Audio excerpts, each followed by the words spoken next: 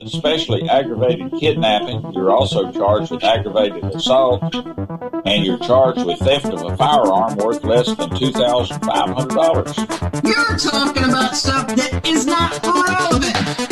Hello and welcome to the Court of Public Opinion. I am the Recovery Addict, and boy do I have a case for you today. Why is the dog chewing on this guy? I think they have got the wrong guy there. They got the wrong guy, and the dog was biting him.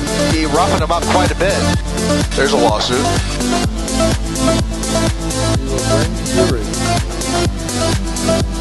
9 out of 10 judges prefer watching the Recovery Addict live stream in their courtroom. The fireworks are not done. Now we're getting commentary on the case.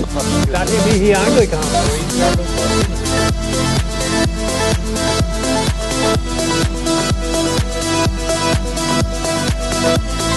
Good morning, good morning. I was yelling into the wrong mic. Apparently.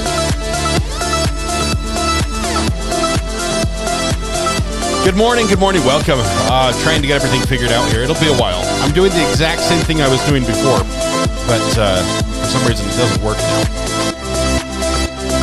Let's get the chairs working here. Let's pop out the chair.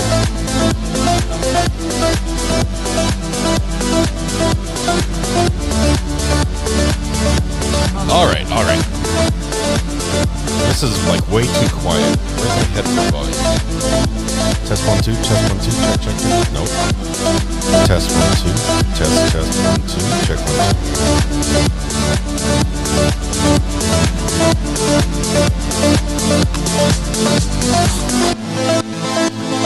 2. All right, let's see if we can figure this out. Yep, the buttons don't work. That's good. Good morning. I'm still trying to figure everything out here. Welcome, first of all. Welcome to the Court of Public Opinion. I am the Recovery Addict, and I'm not in the right place either. Wow. It's been a rough start today, if you can't tell. Let's see here.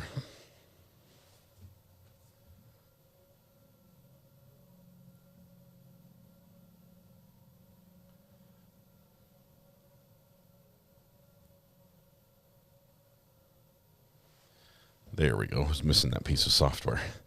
Found it. And we'll run to A, shall we? There we go. That's, well, yeah. That's not as good. B is too big. We'll go back to A. A is where it's at. All right, good morning. Now I'm cropped funny.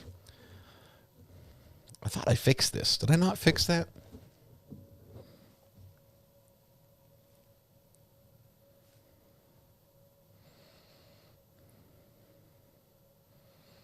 From Tier 1. How's everybody doing today, by the way? Oh, there we go. Get a little more headroom. That helps. We're getting there. Headroom up. Give me some space so I don't have to just crouch the whole day. And yeah. Good morning. Let's see if I can see how everybody's doing. First of all, Mimi, first in chat this morning. Congratulations, Mimi. You are the winner, the Christmas Eve winner. Happy Christmas Eve, by the way. Happy Christmas Eve. I neglected in all of our Festivus celebration yesterday to inform you that yesterday was Christmas Adam. We didn't celebrate Christmas Adam. We celebrated Festivus instead. But today is Christmas Eve, and now we're going to go forward from there. Let's see. A couple things I have to point out first. Jackie C., welcome to the gallery. Brand new member. Thank you, Jackie C. Appreciate that. I like that you can see the pirates on my shirt. Mostly. It's like folded over for some weird reason right here. Why is that? Well, it says pirates. Jennifer Juniper also gifted a membership this morning. Thank you very much, Jennifer, for that little gifting to happen. Appropriate time of year for that. Thank you. I'm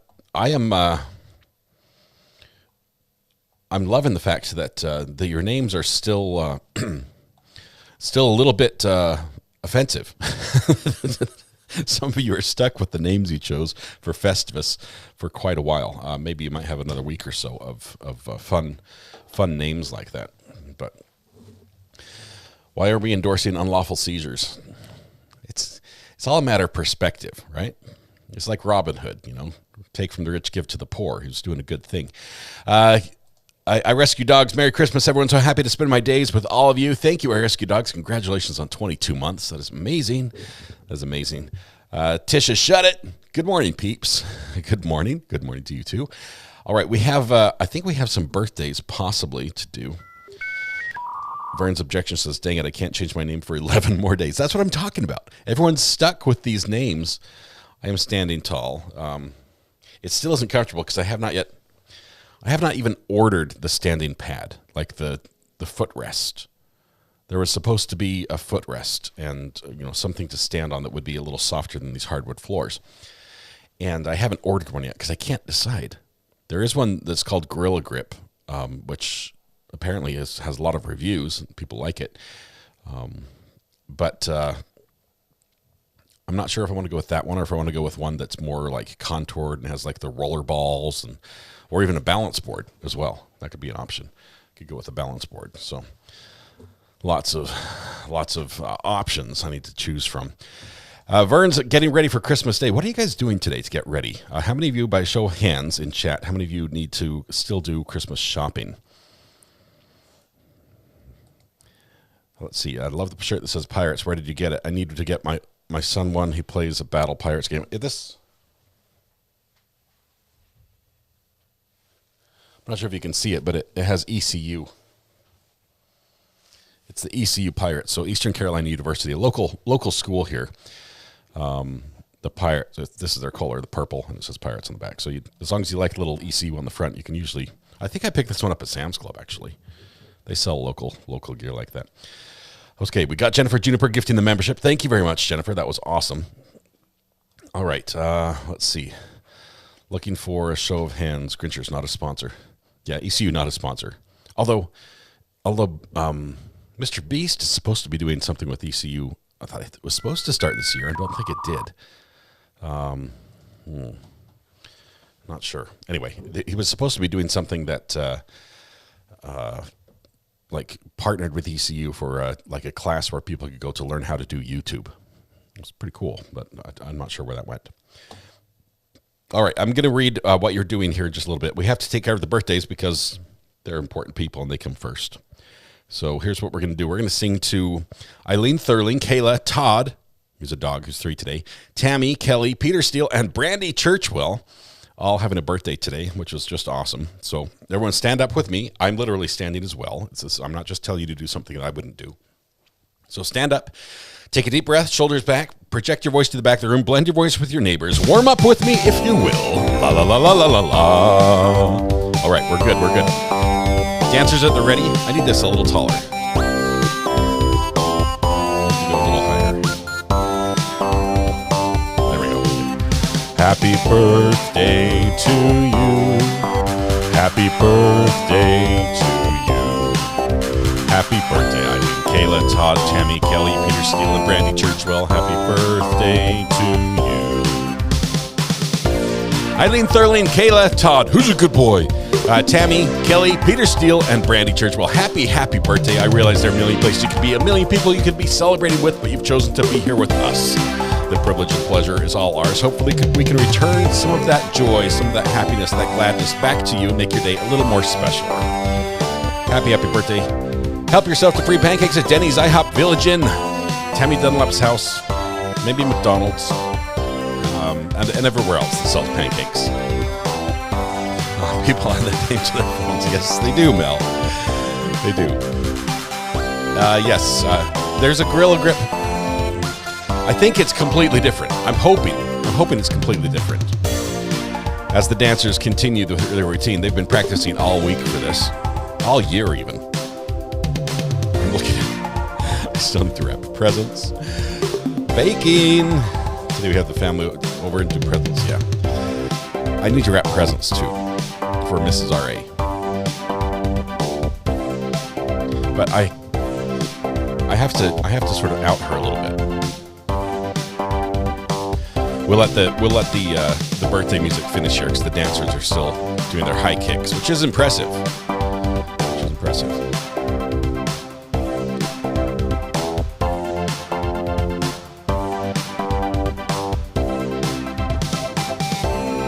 Here's the drum solo. Ready?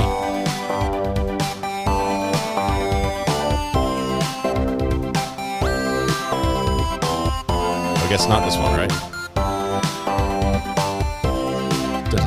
Okay, this is it. This next one. This is where it ends.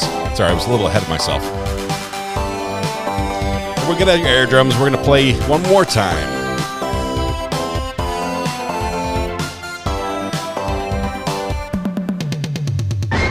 Beautiful, beautiful.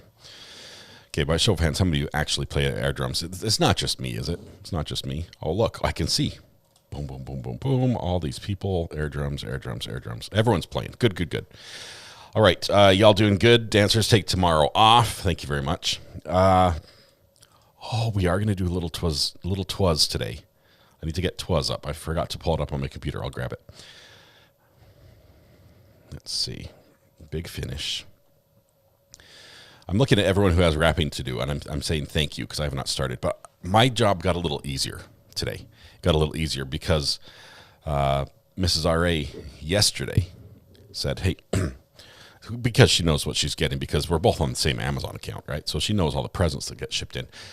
She says, is it okay if I have one of my presents now because I really need it today? I had got her something for the kitchen for her KitchenAid that she wanted, and so I let her open a present early that I had not yet wrapped.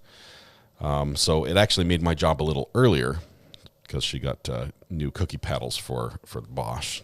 So she got one of her presents early, but yeah, I still have to wrap the rest of them. All right. Thank you. Don't poke the toe. Appreciate it, Josh. Let me take a look at that really quickly.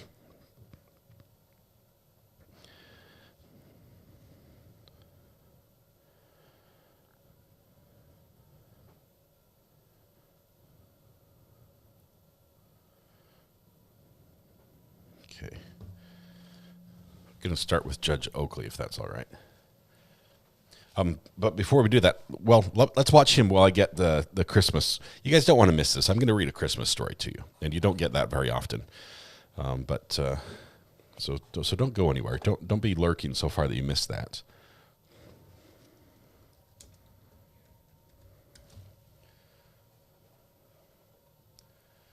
Okay. 20 hours ago.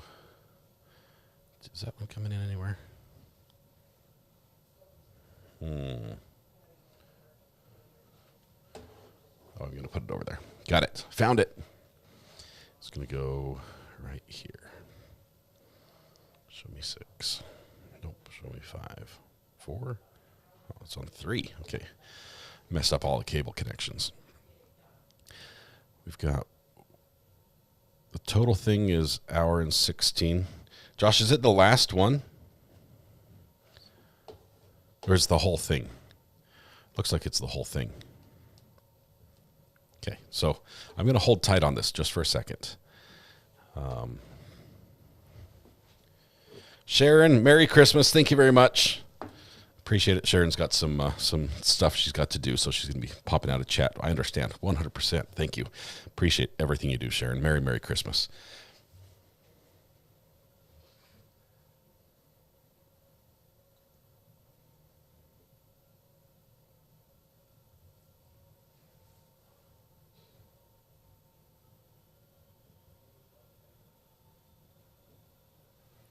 Trying to pull up our Christmas story, my script. Had it memorized at one time, but not currently.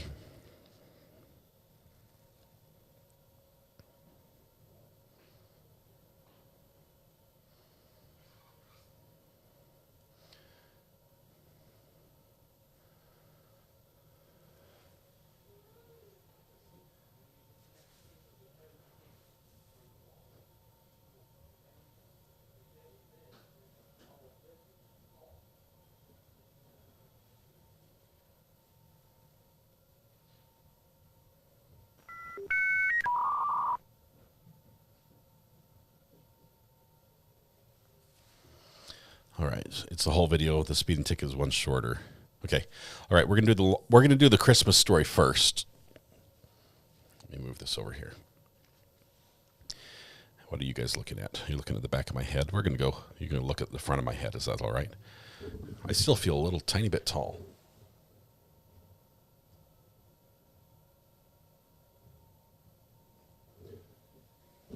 Okay.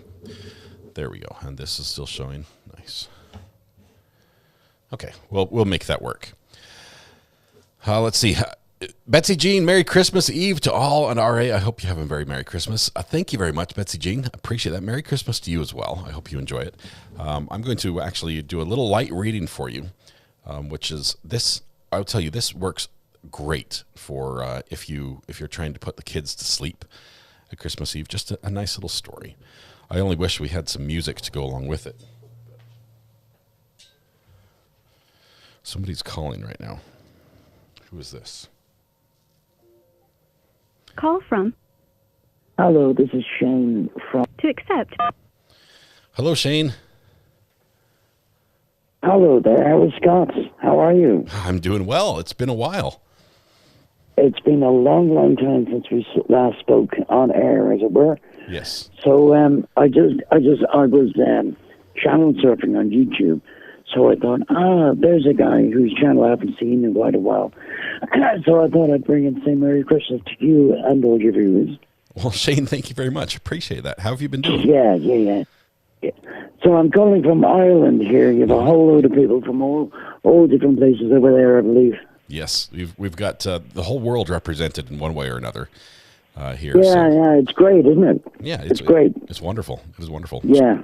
Shane, Merry Christmas. Yeah. Thanks for calling. Merry Christmas to you, Scott, and to everybody watching the channel. Have a Merry Christmas to all of you. All right. Thank you so much. Bye. God bless you. Bye-bye. Bye. Bye. I haven't heard Shane's voice in like a year. That's crazy. That's awesome. Thank you, Shane. Appreciate that. Chris Robinson gifted a membership. Thank you so much. All right. Jennifer Juniper says, Chris Robinson, how'd you do that? What did Chris do? Chris Robinson gifted a membership and hit herself. I kid you not. This is the first time it's ever happened in the history of YouTube that I know of. Chris Robinson gifted a membership without being a member and hit herself with the gift. If that isn't fate, I don't know what is. That is amazing, Chris. That is absolutely incredible.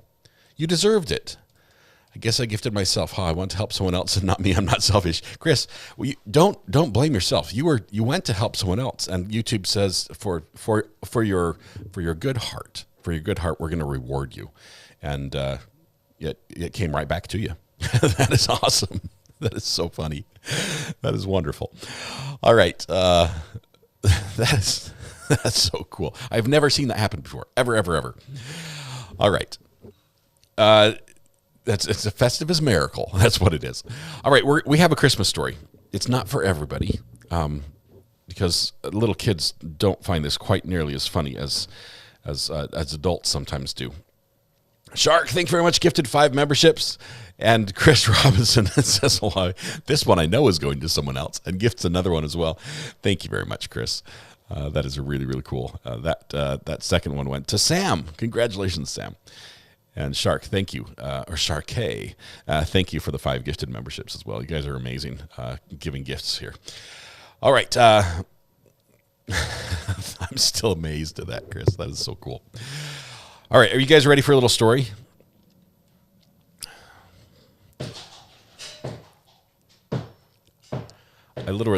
I said I'm about to read a story, and they started hammering the room next door.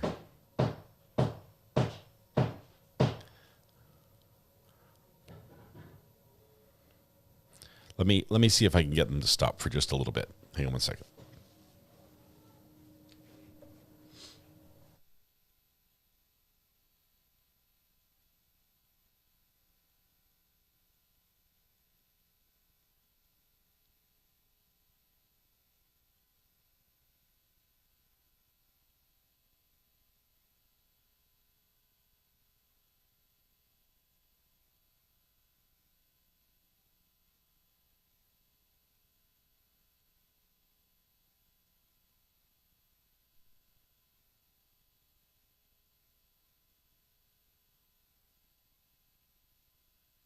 All right, we're gonna see if I can do this quickly because they're in a time crunch too.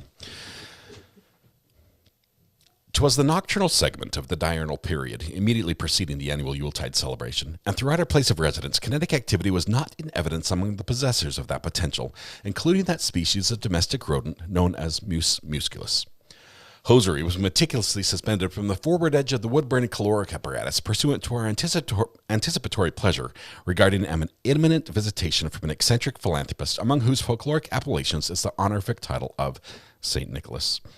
The prepubescent siblings, comfortably ensconced in their respective accommodations for repose, were experiencing subconscious visual hallucinations of variegated fruit confections moving rhythmically through their cerebrums. My conjugal partner and I, attired in our nocturnal head coverings, were about to take slumberous advantage of the hibernal darkness, when upon the gramineous exterior portion of the grounds there ascended such a cacophony of dissonance that I felt compelled to arise with alacrity from my place of repose for the purpose of ascertaining the precise source thereof.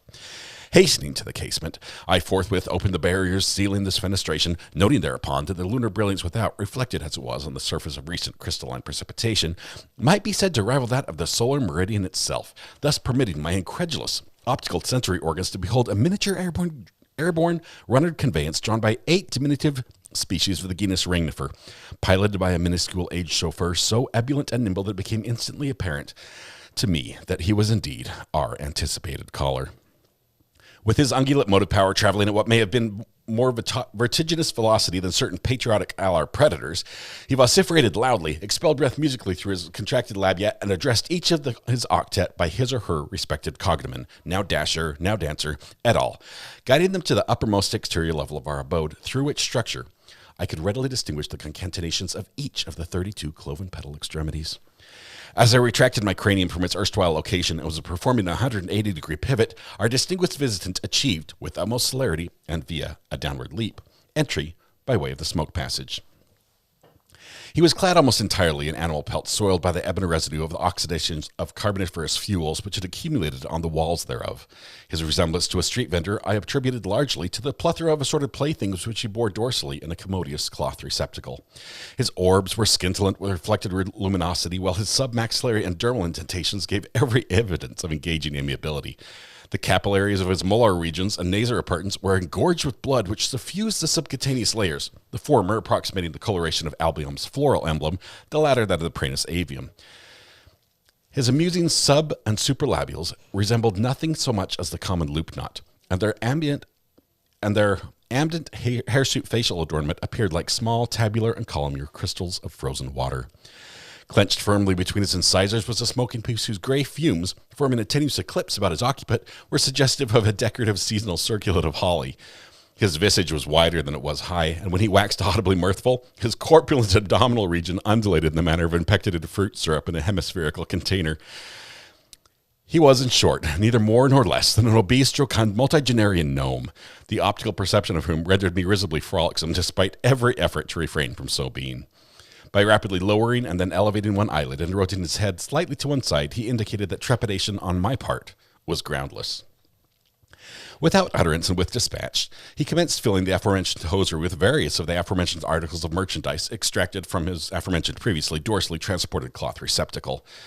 Upon completion of this task, he executed an abrupt about-face, placed a single manual digit in lateral juxtaposition to his olfactory organ, inclined his cranium forward in a gesture of leave-taking, and forthwith effected his regress by renegotiating in reverse the smoke passage. He then propelled himself in a short vector onto his conveyance, directed a musical explosion of air through his contracted oral sphincter to the antlered quadrupeds, and proceeded to soar aloft in a manner chiefly observed among the seed-bearing portions of the common weed.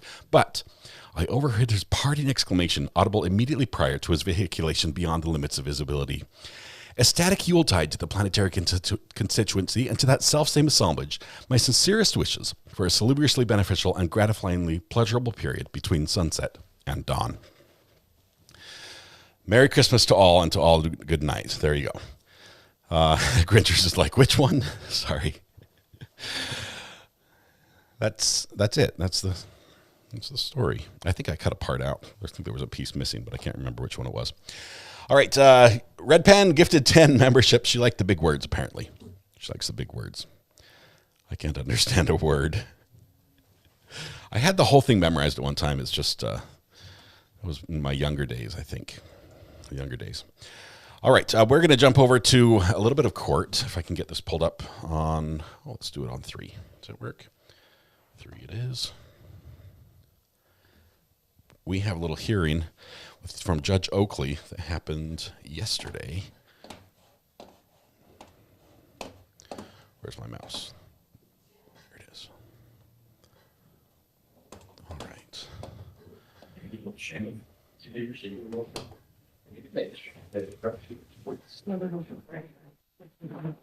All rise. Ready for the support now session. I'm Judge Oakley preside. Have a seat. What are we doing?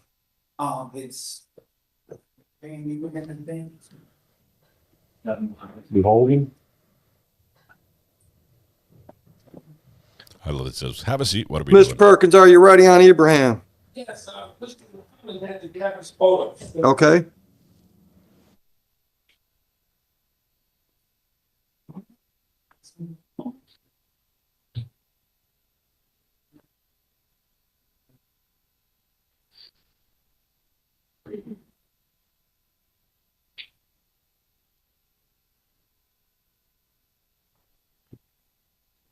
Just be like, it's not gonna work. Let's see if we can do this.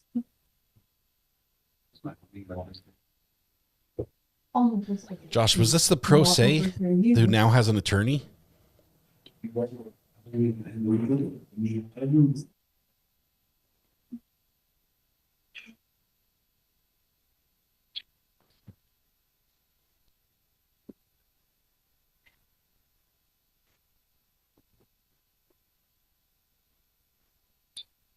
Hey, Eric. I'll leave you there. We have a waiver this morning? They're just getting set. Everyone's coming into court. 7, thanks for gifting a membership. Appreciate your generosity this morning. Also, Selena K gifted a membership as well. Thank you both. Are we ready, gentlemen? I'm ready. I think we go way first. Close up. COSAB. It's up to him. Are you ready for waiver, counsel? I'm ready for waiver. Let's do that before we start the exam. The attorney on the right is Judge Perkins' brother. Huh. Cool. Grinchers, thank you. Gifted 5 memberships. You guys are amazing. When's our AOA? 2 weeks out or 1 week out? 23rd. She's in hospital. Yeah. So it can be next. It'll be 30. Yes. But did you know?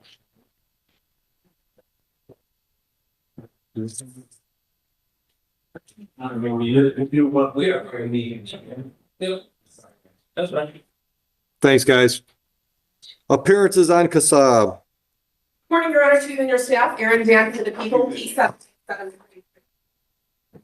Good morning, Your Honor. Wyatt here is P54891 on behalf of the Division of Science.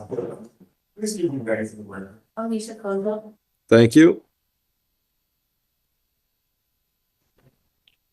Ms. Colzum, I understand you're going to waive your exam today. You've discussed your rights and options with Mr. Harris. You understand the purpose for the exam. You understand a waiver means the file's going downtown. Your next court date will be at the circuit court level. In understanding all of this, you're waiving freely and voluntarily today. All right. Counsels, are you satisfied? Absolutely, Your Honor. Thank you. AOI date will be next Monday, 9 a.m. Anything as to bond, folks?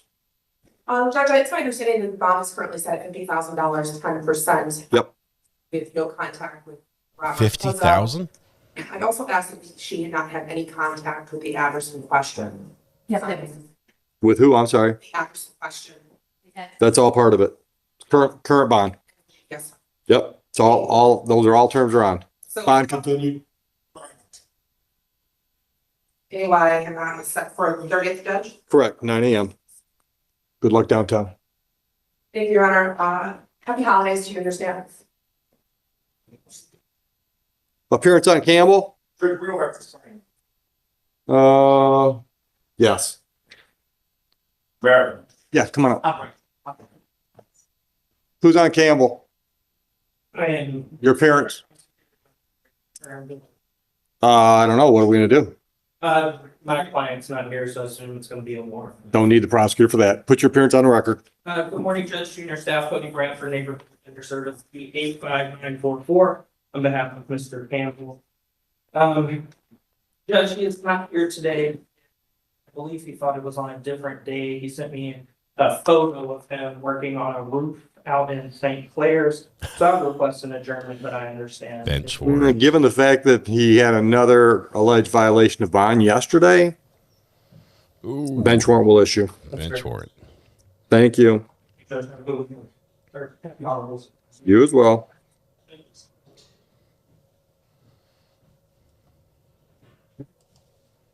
Are we ready on Abraham? We're waiting for Abraham. Appearances, if I didn't already do that. Morning, Your Honor. I don't know how long to have. EA6, anyway. Good morning, Your Honor. Good morning to your staff. They police on a report. My name is Thomas Perkins, 55623. Here we have Mr. Abraham. Mr. Abraham, can you state your name? Good morning, sir. Morning. Good morning. Mr. Mohammed, are you ready to call a witness? Yes, Judge. Requesting a mutual order of sequestration of an exception to the offering. Active right. Sequestration orders being asked for. Ms. Perkins, you okay with sequestration? All right. And I have no witness. Danny, thank you Who's very your much. Five. One additional preliminary matter is there is stipulations in regards to the photos, some of the photos in this case, I believe they're being marked at this moment. Other than that, the people called Officer Madison. Officer, come on up. Ms. Perkins, you agree that we're going to stipulate on some of those photos? Yeah, yes. Look. I received those photos in the course of discovery. Other than calling the witness, I don't think the officer testified is the one that took the pictures, but they appear to be the pictures that were. Okay, so how many, we're going to do those all as one exhibit? Gonna have somebody walk away. Well, it'd be, I think, multiple exhibits. All right, then we won't even get into that yet. We'll let her get them all marked. Raise your right hand. Swear affirm, tell the truth, the whole truth, nothing but the truth today? Yes, sir. Have a seat. Watch your step on my ramp. When you're ready, counsel. Thank you. Don't be tripping on the judge's ramp. State. Danny Austin, thank you very much. Merry Christmas to you. Spell the last. Matheson. Thanks. Cat Girl, thank you very much. 5 Get that. months. Merry Tell her. Christmas to you as well. I Rescue Dogs, thanks for gifted membership as well as Danny's 5 memberships as well. Melissa Filson, 12 months. True Festivus miracle occurred yesterday. I'm green again. Merry Christmas, all right, family and friends. Congratulations on the 12-month mark. Haley's comment Judge, number I'd like 14. to introduce some evidence, again, since the stipulations, people's proposed exhibit, people's exhibit number 1 through 6, and published to the court. And 1 through 6, you want to see them quick to make sure they're the ones you see? I will, I just want to know what 1 through 6 are, if I can Fair enough. see it, just so.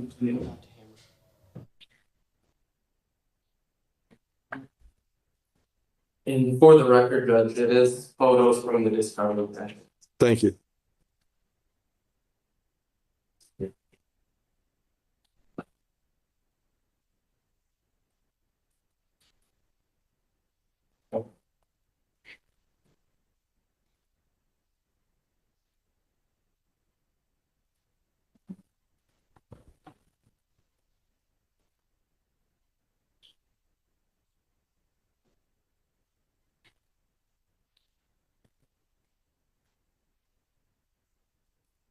This is from yesterday. We're a day behind on this one. We were busy celebrating Festivus. Fractured 23, thank you very much. Holidays are super hard. Community helps so much. Love you all. Have a blessed holiday. Thank you, Fractured. Holly Mack, thank you. Wishing everyone the happiest of holidays. Much love to R.A., Mrs. R.A. Mods in chat. I've loved my almost 18 months. Karen Dietrich, Merry Christmas to all, and to whoever gifted me a membership. Love you all. Regina Crawford also gifted a membership. Thank you very much. Pascal, member for 7 months. Merry Christmas, everyone. Love this community. So those will come in? Thank you. 1 through 6 are admitted. Proceed. Good afternoon. Good morning, Officer Madison. Are you currently employed? I am. And who's your employer? Ron Wilson. Okay, and in what capacity are you employed there? I am a police officer. Okay, and you worked the date of October 15th, 2024? I did. And did you work in that capacity as a police officer on that day? I did. Okay, and on October 15th, 2024, did you work by yourself or with a partner? I was with a partner, Okay, what is the name of your partner? Jonathan Knapp. Okay, and on that day, did you work in full uniform or modified uniform? Full uniform. Okay, and did you operate a Lots scout of vehicle okays or here. were you in a semi or on the whole patrol? We were in a fully marked patrol vehicle. Fractured. Thank you. Okay. Don't poke the toe. And was Thank your you, Josh. attention drawn to the location of Ecorse Road in the city of Romulus, County of Wayne on that day? Yes. Okay, and what took you to that location? We were dispatched to the location to Eat. Yeah, that would be your set. Okay, officer, you can just testify to anything you say, anything the defendant says, anything you do, anything you observe. Just don't testify to what another person absolutely said. So if you were dispatched, so you responded to this location. Yes. What was the nature of the response? I was dispatched to initially a civil matter. Our dispatch put that in that the victim in this circumstance was requesting officer assistance in retrieving their stolen property. Okay, did you make contact with anybody at that location? I made contact at the corner of Middle Belt and First with, if I may refer to my report, I believe his name is Rogelio Alanis, the owner of Royal Cement. Okay, and did you figure out what the purpose of that meeting was? I did. Okay, and what was it regarding? The owner of Royal Cement stated that he had property. Okay, I understand. And you can't state what another person said. These are hearsay objections. In regard to anything besides authority to use. So was it in regard to whether somebody had possession of stolen property? It was. And did you learn as part of your investigation who that individual that you were speaking to was? I did. Who was he in regard to the stolen property? The owner of the stolen property. Okay, and did you learn whether or not anybody had permission to use that property from that victim? There was no permission given. Okay, who did you learn that from? The owner of Royal Cement, Mr. Alanis. All right. And so what did you do after learning that information? I asked him follow-up questions to better gauge why he was in the city of Romulus. Okay, and so what did you do next? I asked Alanis for what proof he had showing that his property that was stolen was in our city, and I also got his police report number from Lincoln Park, where the property was stolen from. Okay, and what did you do next after that? I examined his evidence.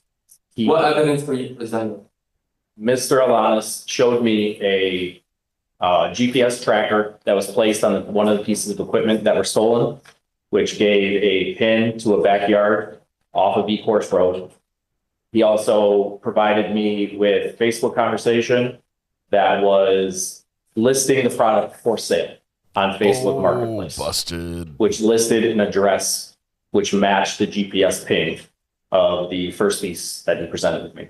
Okay, now the stolen property, can you describe what it was? Yes. It was a trailer with a track loader, a cat track loader, and a grappler was also on the trailer. And what's a grappler? A grappler is a piece of equipment used to pick up large pieces of broken concrete. It has a claw, two teeth on the top, one on the bottom. It picks heavier things up, so you don't have to break it down as far. It reduces manual labor. And then there was also a bucket attachment for the machine on the trailer and a cement tamper, which was also on the trailer. Not yet. All things that were listed in the Lincoln Park original stolen. Okay, and so besides the grappler, what else? The track loader. Well, so we had the track loader, the grappler, the bucket, the tamper, and the actual trailer itself.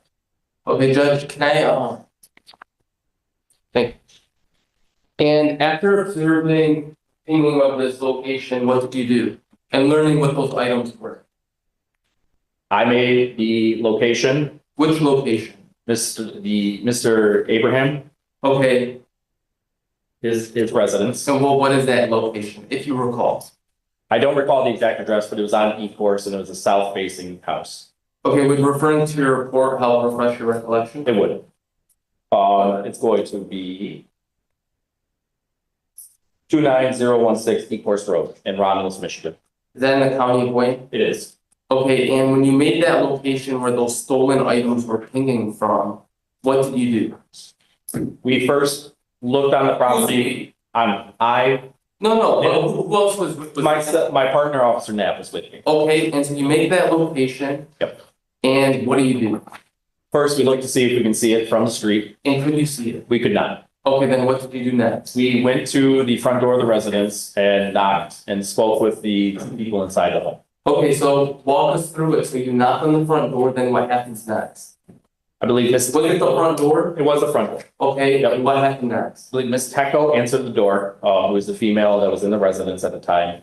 And we asked her if anyone else was home. She stated that yes, her friend was home. I would agree, Doug. It is hearsay. So I'll ask you, after you had a discussion with a lady. Yes. What happened next after your discussion with? I asked the young lady if we could look in the backyard for possible property that was missing. And that's when Mr. Abraham made the front door and stated that he would not let us onto the property without a search. Okay, and did you learn who Mr. Ibrahim was? Yes, we identified him via his Michigan driver's license for identification card. And do you recall what the address of that on the driver's license was? It came back to the same address we were standing at. Okay. And what did he say exactly? He said you need a search warrant? I asked for his permission, because he was the homeowner, if I could go into his backyard to search for property that was pinging with a GPS tracker. Mr. Abraham responded, you're not going into my yard without a search warrant. Okay. And so and now Mr. Ibrahim, the individual that you observed that said that you're not going into my backyard, you see that individual in the courtroom? I do. Can you please point to him and point out an article of clothing? Yes, sir. He's sitting right here and he has a black jacket on. Noted for the record. Thank you. And so what did you do next after he informed you of that? We got pertinent information that we normally put into report, which would be phone numbers, names, and then I called my lieutenant at the station, informed him of the circumstances, and he told me to stand by in the area to make sure no one leaves that property. Okay, then what happened next? We were informed, myself and Officer Knapp. I was informed by. Well, you can't say what another person said. Okay. All right. So, but somebody made contact with you. You can test. Correct. But you just can't say what the other person said unless it's the defendant. Okay. You can say anything the defendant says, just not what another person, unless it had some sort of an effect on you. Right. Like if it caused you to change your next move. Right. All right. So, Sergeant Otter called me on the telephone, my personal cell phone. I was told that we were putting a search warrant. Well, you can't say what he said. I'm sorry. The search warrant was being put together. He's struggling with this hearsay rule. Okay, so as part of your investigation, you learned that a search warrant was being requested. Okay, and so then what happened after that? I stood by in the area until further instruction was received. Okay, and at some point, was there a search warrant conducted? There was. Okay, and were you a part of the search warrant team that made entry into the home? I was. Okay, and yeah.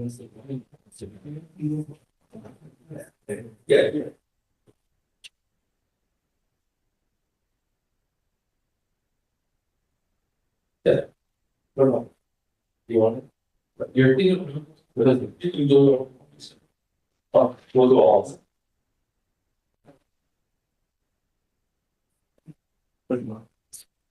This one makes sense. Yes.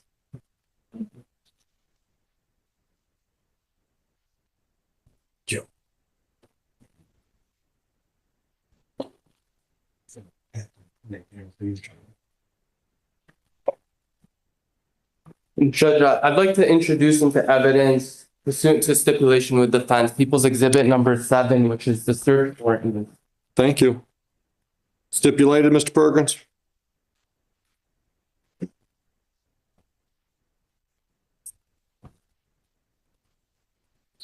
Exhibit 7 stipulation? It is a stipulation. Thank you. Go ahead. Application search warrant and return. Whole packet. Correct. And just for the record, 1, 2, 3, 4, 5 pages. Go ahead. And so did you make entry with the search warrant team? I did. Okay, and what did you do? I was the last person in the house. We cleared the house, ensured that no other occupants were made once the 2 occupants that we knew were there were out. At that point, I was assigned to take the backyard and begin searching for the property that we were out there for. Okay, and do you observe anything that drew your attention when you were on that property? I did. There were multiple trailers, multiple vehicles, multiple pieces of construction equipment all back there. I went straight for where the ping of the GPS was, which was located behind the garage of the property from a satellite view, and discovered the track loader as described. Okay, and I'm gonna hand you exhibits 1 through 6. Can you take a moment and look through that? Yes, sir. Through all 6 photos. Or all 6 exhibits.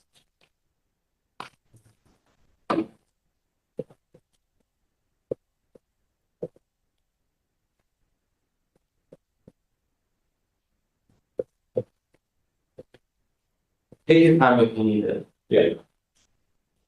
Allie B, good to see you. Hope you're doing well. Merry Christmas to you. Okay. Okay, those 6 exhibits, do you recognize? You're gonna hold? I do. How do you recognize it? I was in the backyard. I found those items in the backyard. Okay, and did you learn what those 6 exhibits were in relation to this? I did. What were they? I had the serial numbers that were provided to me. Through the Lincoln Park Police Department police report by way of Mr. Alanis. Okay. And the serial number of the track loader matched what was listed in the police report. The VIN on the trailer matched what was stolen in the Lincoln Park police report. And the other items, the grappler had a serial number on it as well. It matched the police report that we were given. And the bucket and the camper matched the descriptions that were given. They did not have serial numbers on them. Okay, and are those any of the items that you observed in? They are. Okay. Is anything from 1 through 6 different than what you're stating? No. I don't recall number 2. Okay. I'm not sure if that was included. Okay. All right, everything else. Yeah, thanks. Okay, and after you observed the stolen items, what did you do after that? I verified through my dispatch that was the property that was stolen, and relayed that information to the team I was with. And what did you do after that? Continued searching the property. We had a search warrant for the entire property. We made entry into the garage where more materials were found. I went through the garage and ran several bins from several motorcycles that I discovered. There were plenty of tools that had no serial numbers listed on there, and went through and essentially cataloged everything that I found and reported back. Okay, in regards to the stolen items that you just observed on the exhibits. That is some of the fact, not an evidence. It's a report that he has. But for the office, for the prosecutor to fuse that in there, that still has to be proven. That it's just look at a report. Rephrase your question. I was just saying, in regards to the exhibits that were introduced that you just had an opportunity to review. Yes. Did you return those to the victim? We did. Okay. And at any point during your investigation, did you learn the price of the stolen items? I did not. Okay, no further questions. Counsel, any questions for this officer? So no other stolen items? All the motorcycles and everything were his? Good morning. I think it is. It's always morning somewhere, Mr. Perkins. Yes, it is. Good morning, Madison. Yes, sir. You said that you went to this location as a result of being contacted. You, hold on just one moment.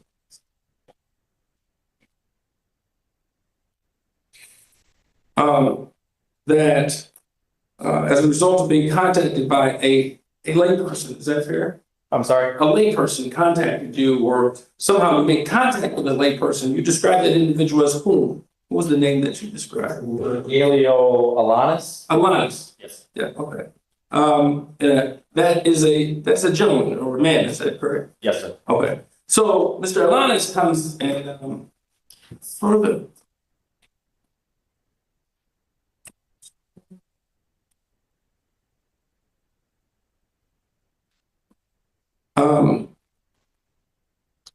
So now who is Rogelio Santos? I believe that's the same person. That's just the middle name. Okay. So did you author a report in this particular matter? I did, sir. Okay. And is your report, would that start with RP Matheson M? Yes, sir. Okay. And do you have your report with you? I do, sir. Okay. Could you look at page 13 and 18? Is that how your report is done? Yes. It's just out of order. Here it is. Okay. It indicates a Rogelio Santos? And then bottom paragraph, it says arrival, and then it indicates that Rogelio Santos? Oh, yes. Okay. And for the purpose of the record, when we say Rogelio, we're saying Rogelio? To my knowledge, so yes. Correct. I mean, as it's written in your report. Yes, sir. Okay. And Santos, Santos? Yes, sir. Okay. There's not a mention or reference to Alanis. Is that what you were saying? Yes, sir. Okay. Where did you get Alanis from? That would be on his Michigan driver's license, sir. Okay. Do you have a copy of that? I don't know. Okay. Did you get a copy of that for the purpose of this investigation? Yes, sir. Okay. You didn't capture that? Yes, sir. I believe on page, if you don't mind if I look. Absolutely. Okay. Would that refresh your memory to be able to? Yes, sir. Yes, please. All right. His license number is listed on page 3. Okay. Yep. All right. I did not. Oh, yeah. So on page 3, his license is listed first, middle, last. Okay. Okay. So the reference of Rogelio Santos, that's just the omission of the last name. Is that fair? Yes. You read in the report. Right. Okay. So that individual provided you with a Lincoln Park police report. Is that correct? Yes, sir. And based upon that Lincoln Park police report, based upon this transponder, or what did you describe it as, a beacon, so to speak? GPS tracker. A GPS tracker. Yes, sir.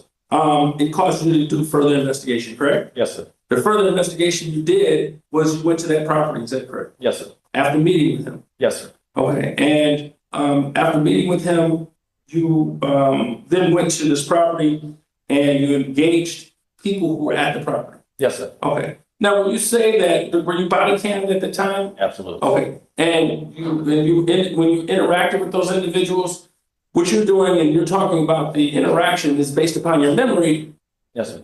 Not necessarily, for the most part, you were denied entry into that residence. Absolutely. Okay. What was specifically said, you more rely upon your body camera than what's in your memory. Is that fair? On this case, possibly, yes, sir. Okay. And, but nonetheless, the gravamen of what happened was that you were denied entry or access to the property. Yes, sir. We asked permission and we were denied. And we left it at that. Okay. And when you, at some point in time, you got a search warrant, correct? Yes, sir. Or our department. Sergeant Otter or someone in your department got a search warrant, which you recognize was the only mechanism after being denied entry to get into that property. Is that correct? Yes, sir. All right. May I approach that? Sure. Exhibit 7. Yep. 7. And you had an opportunity, if I may, you had an opportunity to review that search warrant at some point in time, did you not? I did, sir. Okay, and in that search warrant, it reflects in that search warrant, you agree, having looked at that search warrant, and you can look at it if I ask you a question, you are unable to recall if that may refresh your memory. That's a search warrant that one is not signed by the prosecution, correct? I don't recall. Okay. Yep. Now in that search warrant, it indicates, would you agree? May I approach the witness? Sure. Okay. Would you agree that where it gives the directive, let's go directly into the search warrant, where it gives the directive of what is the describing the place to be searched, it indicates this location, and it indicates all vehicles, outbuildings, and tent structure of the property. And then it goes into further described as a single level house with that tan vinyl siding. You correct? Yes, sir. Okay, now let me ask you this. In this particular property, there is an outbuilding, correct? Yes, sir. That outbuilding is not the residence, correct? Correct. Okay, and now in that particular drafting of that, as you read that, that first paragraph or the first sentence, it describes and it doesn't describe the residence itself. Is that correct? In the first sentence, it does not. Okay, and you agree that that first sentence, the second sentence, and you agree that words matter, do they not? They do so. Okay, and it particularly as words are written into a search warrant, is that correct? Yes, sir. Okay, and you agree as that document is written and as you may read it, it does not, in that particular paragraph, does not authorize the search of the particular residence, is that correct? Or do you read it differently?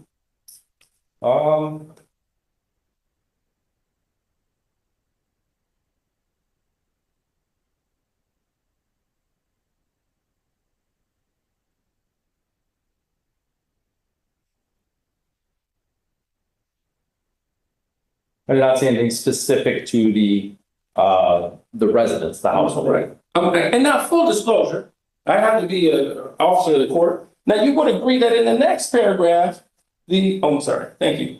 And to seize, secure, tabulate, regular language that you see, make, return according to law, found property and things. And it describes photographs of the interior of the house, property, outbuildings. Is that correct? Yes, sir.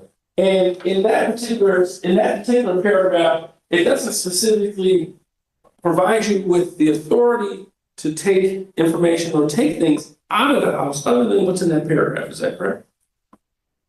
I can't speak on that. I'm not 100% sure on that, sir. Okay. Now, you would agree that you described what you've done. And then you described that you contacted dispatch to confirm that that was a report that was made with Lincoln Park, correct? That the serial numbers were matching to the report. To the report, correct. Yes. You yourself did not contact Lincoln Park, correct? I did not contact Lincoln Park, no, sir. Okay. You yourself did not contact the officer who authored the report from Lincoln Park, correct? No, sir, that's not part of our protocol usually. I understand, but you didn't. But you agree that in order to bring evidence and come into court, you understand you have to have. Yes, sir. You have to do the investigation and the steps in order to allow this judge to pass muster. Is that fair? Absolutely. All right. And other than, and you agree that when you talk to this individual, you didn't demand any other information other than that report. Is that correct? Angela, welcome. Thank you. Which individual? LAB. Thanks for the super chat. Merry Christmas. You didn't ask Mr. Honest to see a title. Is that correct? They don't have titles for things like that, sir. Okay. Yep. He didn't have those in his possession. No. Okay. He didn't have those in his possession. Correct. And other than what is written in that Lincoln Park report, that's the only authority that you believe that you had in order to tell your team to go and execute a search warrant to conduct a further investigation of that property. Is that correct? Correct. I was working on good faith. Understood. But you agree that by working on good faith without the investigation could have the tendency to violate something that's more important, which is the constitutional right. Sure. Potentially, correct? Absolutely could. And if that good faith was disturbed by someone else, and you don't know this individual, you didn't know Mr. Alanis before today, right? Before you did. Correct. You didn't have any personal relationship. No, sir. You don't know Mr. Ibrahim, is that? No, sir. So you had no dog in that race, is that fair? That, So you would agree that as you went in there as an officer, how long you been in office? with the Romulus Police Department, a year and a half. Okay, but you sound like. Happy birthday, KQD. I was at the federal government for 9 years. Correct. Sound like. But you'd agree that to determine whether or not something is in fact stolen, you remember my objection, Brother Counsel was saying that. You'd agree that as you sit here today, the steps in determining whether something is actually stolen or not has not even been made at this point. Is that fair? Other than this individual coming to you with a report saying that it's stolen, correct? If I have a verified report from another agency, I'm going to take that true to its word. Understood, but what I'm saying is, all you have from that report and looking at that particular report is that someone declared in another agency that this item was stolen, is that correct? Yes, sir. Okay, you have nothing else individually on your own, is that correct? At that point, no, sir. Okay. And you'd agree that it's at that point that you made the determination, or the determination was made in order to seek relief from the court to ultimately enter onto this property without the consent of the owner, is that correct? Yes, sir.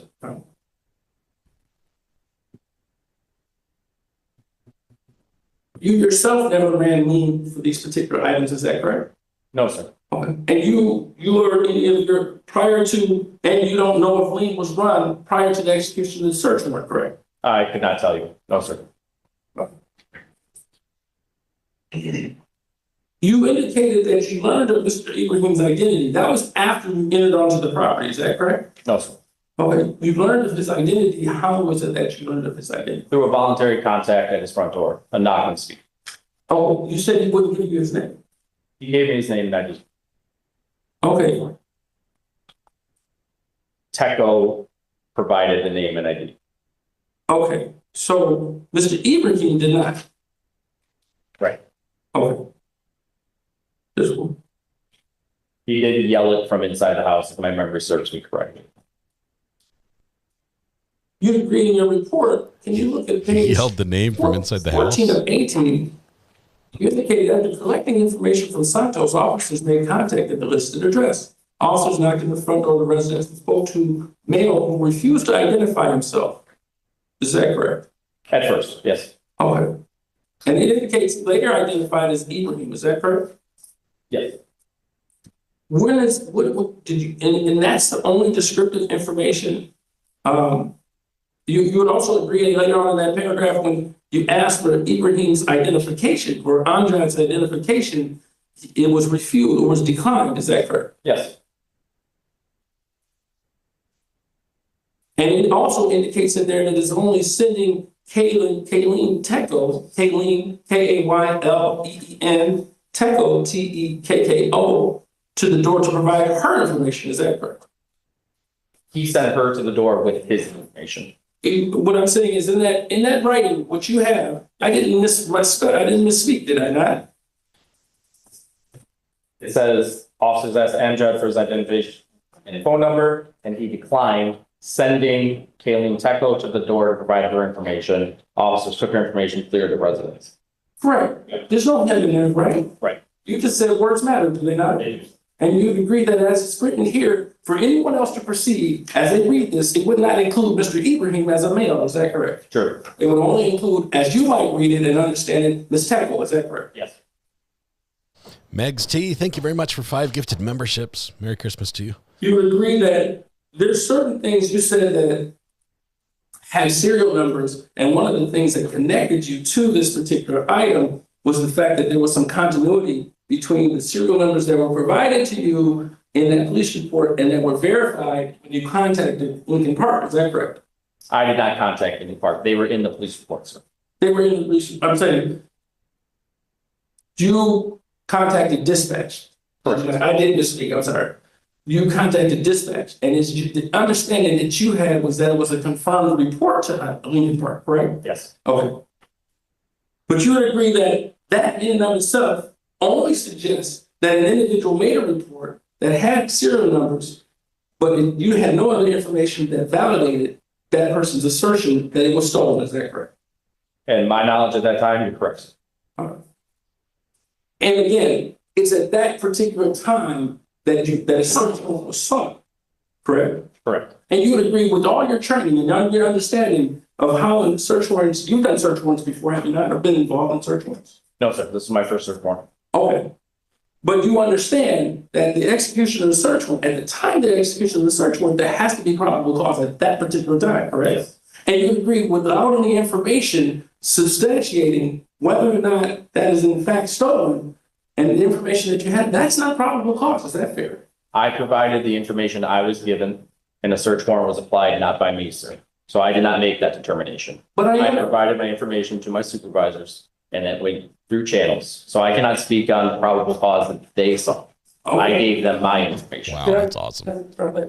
Absolutely. Okay, thank you. Okay. And you would agree that the information that you provided, just a moment.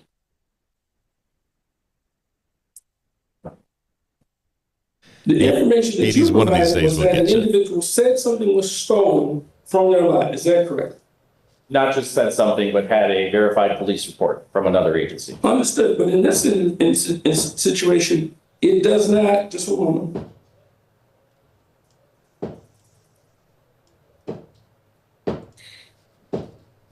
You'd agree that in this particular affidavit, because it's the affidavit that precedes getting the search warrant signed, is that correct? Yes, sir. Okay. And you'd agree that in this search warrant, it doesn't reference the Lincoln Park police report, is that correct? I'm unaware. I did not offer the. But you can review it. Let me ask you to review it. And I know I understand, but you'd agree that you're the source of information that was used by another officer for the purposes of seeking that search warrant, correct? Yes, sir. Okay. You'd agree that in that report, in that affidavit, it doesn't reference thank you very much. anything about a Lincoln Park police report, is that correct?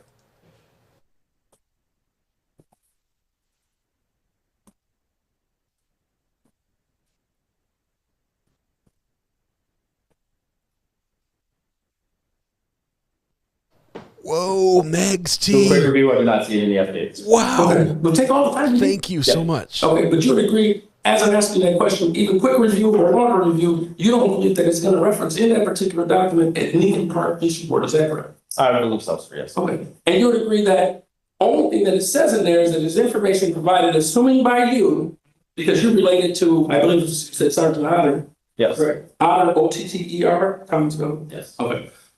That you related there, that an individual said that this vehicle was, these items were stolen, is that correct? Correct. All right, and it provided you some serial numbers.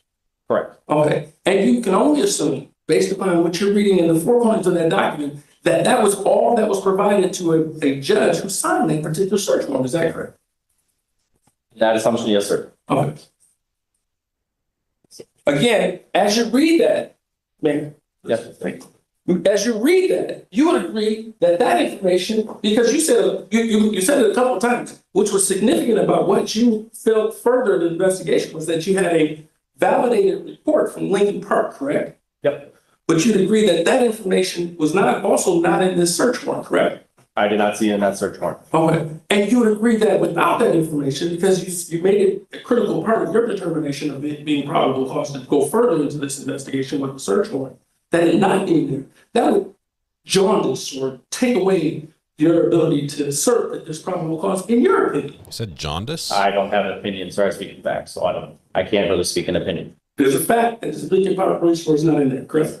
It's a fact that you made a determination that the Lincoln Park Police Report was important in your determination as to whether there's probable cause, correct? I did not make that determination. So I made the determination based on what I had at that time to make a voluntary contact at the front door. Understood. But you, in your assessment, yes, you described, because I said, in your determination of whether there's probable cause, I said, you only had the information of this individual who said it's stolen. And you offered that it was, oh no, I had a validated or a Lincoln Park Police Report. Is that correct? Yes, sir. You would agree that based upon that colloquy that you and I had, that was an element in your mind and in your opinion that probable cause was more solidified with the assertion of it being a validated Lincoln Park Police Report, correct? Yes, sir. Okay. And without it, it takes away from your determination, in your opinion. I understand there are other people's opinions that's clear, but in your opinion, a probable cause at that point without that information, correct? I don't believe so. Why not? Well, let me ask you this. Will you agree, you understand the term superfluous or redundant? You would agree that it's superfluous to add if you don't believe so. Right. And you offered those information when I asked you those questions. Yeah. Then it was superfluous to add in the fact that it was a validated legal purpose. Sure. Okay. But that thing goes against what we talked about as far as when I said that that was the only reason why you felt that. Mr. Perkins, I'm going to cut you off. Oh. I got a whole bunch of examples. Okay. And whether or not he thought there was probable cause means nothing. Got it. Because he didn't sign the search warrant. Okay. Well, you know where I'm going. I do. Okay. You'd agree also. He knows where you're going. That's why he's cutting you off.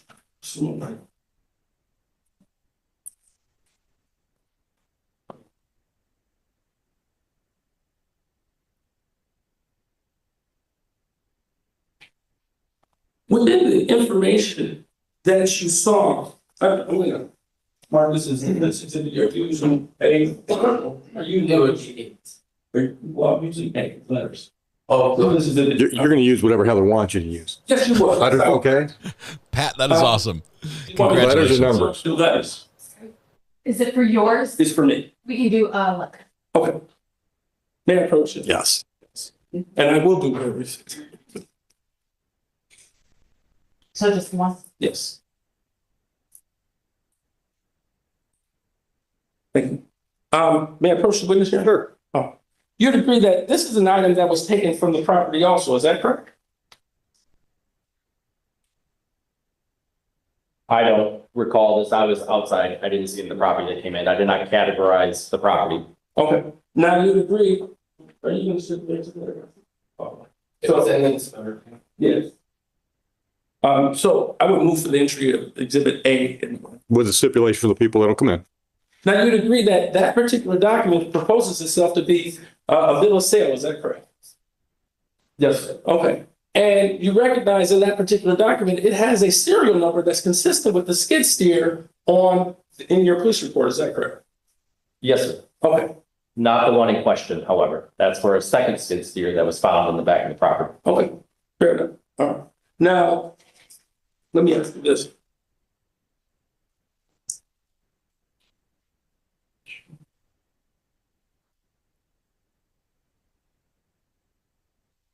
So now, you indicated in this report that it's a 2021 skid steer. You would agree that in the search warrant, it indicates a 2021 cat skid steer with the serial number consistent with this particular report. Is that correct? Let me show you. I'll finish this up. You would agree that I'm showing you the search warrant and affidavit, correct? Yes, sir. And you'd agree that there's a serial number here, number CW910222. Is that correct? Yes, sir. You'd agree that on this bill of sale, there's a serial number CW910222. Yes, sir. Okay, those are considered. I just said the same thing. Is that correct? Yes. And that's what's on the bill of sale that was taken. What was stipulated as having been taken from that property. Is that correct? Yes, sir. Oh. Yes, sir. You would agree that that information may have published in the report. Sure. All right. You would agree that that information throws into conflict your belief of a stolen particular item. Is that correct? He's got a bill of sale for the stolen cat. Let's see if I can find a piece of categorized evidence that was in the house that would relate to that bill of sale that you had. Sure. If it helps you answer that question or refresh it. Yes, sir. I just want to make sure. I want to see if it's in here if my memory is serving me. This was yesterday, Mackie Me.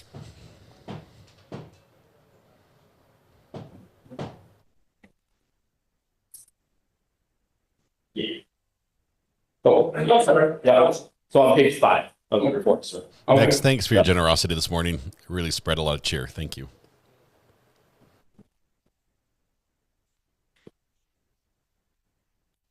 Going to be on number 2599, page 5. It's going to be listed as identification documents. Okay. That was the driver's license was in the home, in the desk that Mr. Abraham worked at. Okay. It was the same name that was used on the bill of sale. And I worked midnights, so 10:15 was the midnight shift for me. That bill of sale was labeled 1014 after the vehicle had been stolen. Okay. Yep. Okay, but using your investigative wheels, it would suggest to you that there's a transaction that took place. It could have been a transaction that took place after the sale by this individual who you described as, would it be Aaron, Robert, Zachary, Casey? I believe that's the name that was on exhibit D. Okay, you're talking about this is a valid piece of identification, is it not? The one that he had in his desk? Yes. Yeah. Yes. Okay, and did anybody do any research to determine who that individual was? I'm unaware. Okay. I just want to make sure I understand that there was a driver's license or a piece of ID in the home on eCourse in the name of Aaron Robert Zachary. Yes, sir. Okay.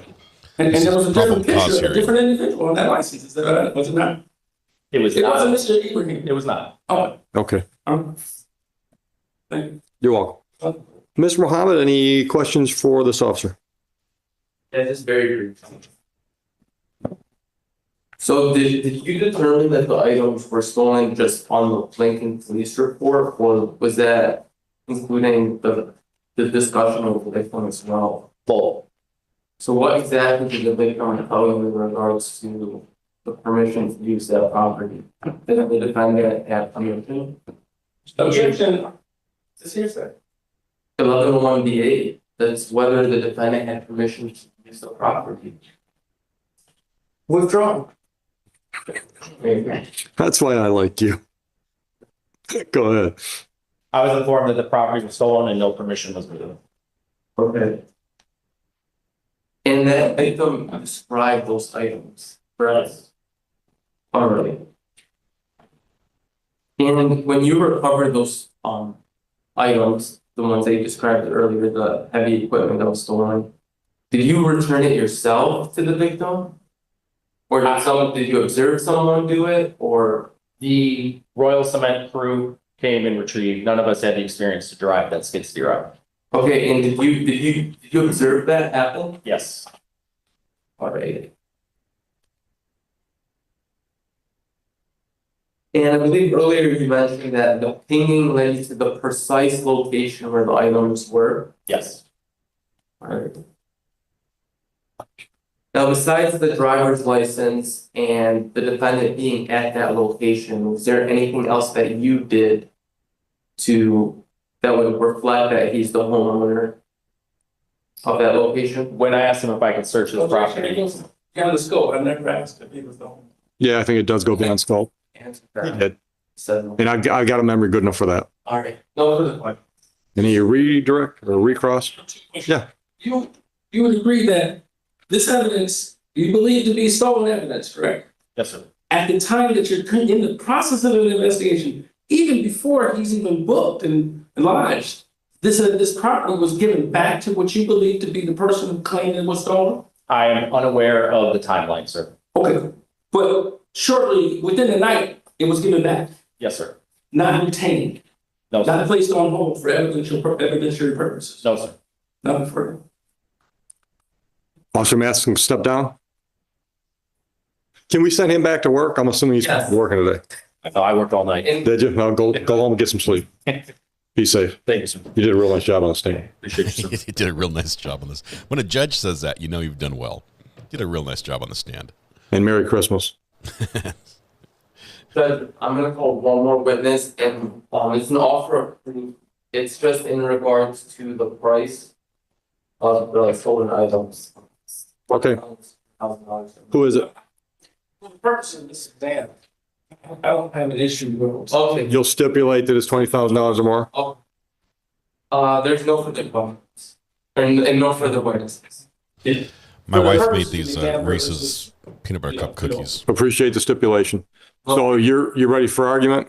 Because he already told me he's not putting witnesses on. Correct. Still saying. All right, so I'm ready. I'm ready for argument. Your Honor, I think several different issues prevent the bind over at this point. One, I believe that as you look at that search warrant, as you look at the information. I think you, I got it. Go ahead. Go ahead. Yeah, what transpired in here? There's a declaration of some stolen property that is without any any steps of investigation to determine And in that report, it doesn't suggest, or excuse me, not report, Affidavit. that affidavit that leads to them even being able to, because essentially when you serve a search warrant, it's a violation of somebody's constitutional right. It's just almost like a super order of the court for these purposes only. And when you look at that, it clearly does not establish the probable cause. It's saying that it's stolen it's a runaway. I guess, not a guess, what I'm saying is even on the four corners of the document, for someone to declare that it's stolen without having any proof that it is, other than having a Lincoln Park police report, which is also not even stated in the search warrant, it is an abomination to say that that person's property should be intruded upon. And for that purpose, I believe the search should be suppressed. And, you know, it's a four corners argument. I mean, even beyond the evidentiary hearing, but you have some supplemental information to gauge that on and to gauge what's not in there. So you yourself, again, I know sometimes he would be entitled to an evidentiary hearing, but we're moving on the four corners of the document. Then secondly, there's no ability for my client to gauge what was actually retrieved from that particular property since the police department decided, I'm going to take this evidence, which right at the scene, it's by his words, that day was given back to these individuals. So in the face of having a document that says and puts into question who is in fact the real owner, is it Robert Zachary or the individual that we described that's in the bill of sale, or is it this individual Santos, or excuse me, Alanis? So with those things in play, there is a comedy of different things that should prevent this from being bound over. And I think that constitutionally it shouldn't be bound over at all, because I believe that the search warrant is a runaway bastion of injustice to allow that to stand as a search warrant that establishes probable cause. And particularly in this situation, like you said, doesn't matter what he thinks. But again, it's important as to what was transposed. And also, you go into, there is a question of credibility, whether it be credibility or memory. They said that he identified himself. It's clear from that report. He didn't. Now, maybe his memory serves differently, but as I asked him those questions, he didn't say that his report was wrong. He just said that that was what happened, but his report clearly doesn't say that. So you can do this a couple different ways. You can either say that he's maligned and he's not telling the truth, or his memory is just not as he recounts those events. Because one or two of them exist.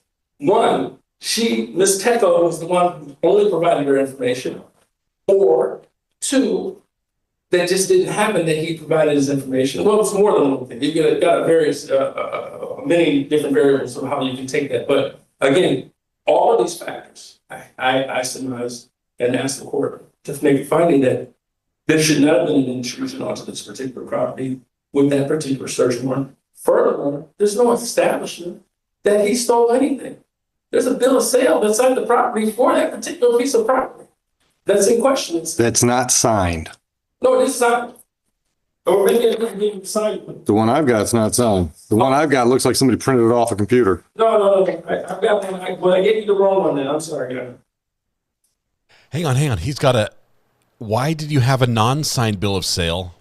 Okay, this is a problem. Get a copy of the search warrant? No, because I'm reading that right now.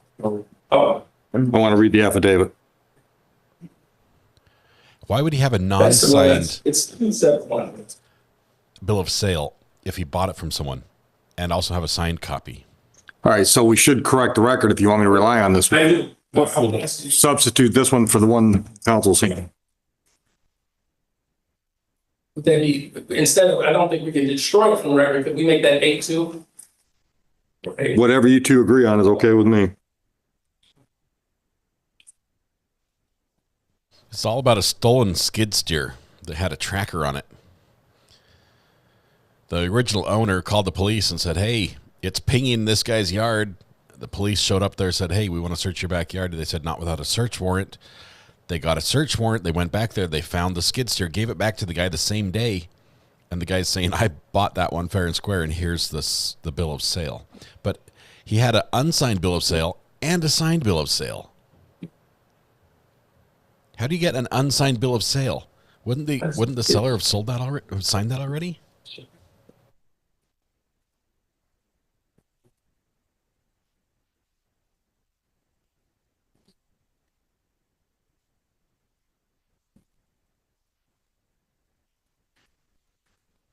The worst part is the lawyer submitted the unsigned copy for the court instead of the signed copy.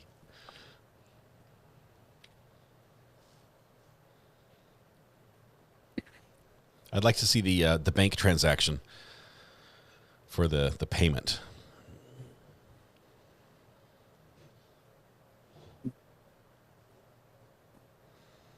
Prosecution's looking at the two with the owner over there in the light colored shirt on the far side, looking at the signed versus the unsigned, saying, "That's not my signature. That's not my signature." Are you okay with doing an A7? I'm okay with introducing both of these. If they were both in the discovery packet that was turned over from our office, I would stipulate that. So let's give the unmarked one to Heather, and she's going to mark that as 7A. Mr. Perkins, was that your A2? A2. Okay. Okay.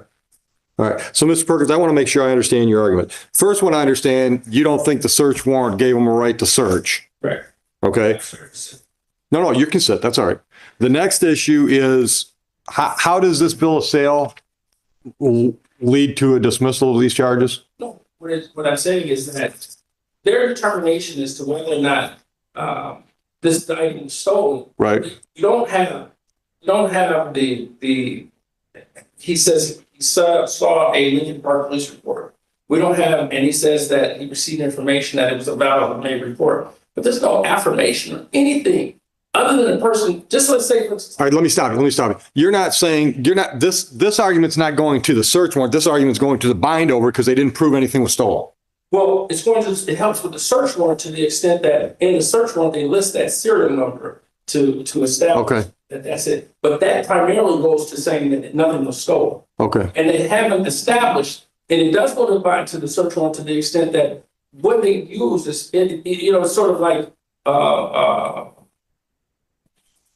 lacking in any investigatory steps to substantiate in a sworn affidavit. What right. missing is that they swore in an affidavit that it's stolen. Right. But they did nothing to substantiate it other than a person saying it and having gone, apparently, for the purpose of this record, having gone into Lincoln Park Police Department to make a report to that effect. Nothing further. And yet, in the face of all that, you see a bill of sale that has that serial number and it questions it and it's signed by someone else, which would further lead, okay, if, as the officer said, that item was stolen before the transaction date on it, he's a BFP. Clearly, by the signed document, he's a BFP by someone else. So if he's in possession of that, having been signed, and Aaron, I can't remember the individual's name, and I don't want to butcher it, but that individual declaring that he has a bill of sale that he signs off on it, he thereby becomes a BFP. So this is not even a question of fact as it relates to who stole this item and whether or not he knowingly, or any evidence to say that he knowingly possessed stolen property. Okay, and then you had a third item, which was something about the ID. How they found out who he was. But more so the investigatory steps, and that went to John, Alice, or John, the testimony. Okay. All right. Okay, I want to make sure I understood the arguments before I give Mr. Muhammad a chance to respond. So this is your chance to respond. This is your chance. What was the name on that bill of sale? On the bill of sale, it's Aaron Robert-Zachary. Good. We don't have any information as of right now that I'm aware of. Even the OIC is here present on the record today. So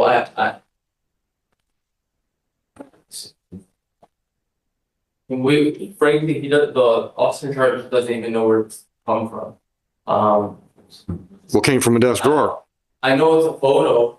Came from the defendant's desk drawer is what I heard. And so I don't know what exactly it is, because I don't know if it's a situation, and I don't want to speculate, right? No, that's fine. Potentially, like, if he's forging a document, that's possible. But what we know for sure is that the officer had contact with the owner of the property and that the owner of the property had reported it stolen, which led them to that location based off of the pains. So that's just, go ahead. Go ahead. Skid steer And is the then admin in question. regards to, Over $20,000.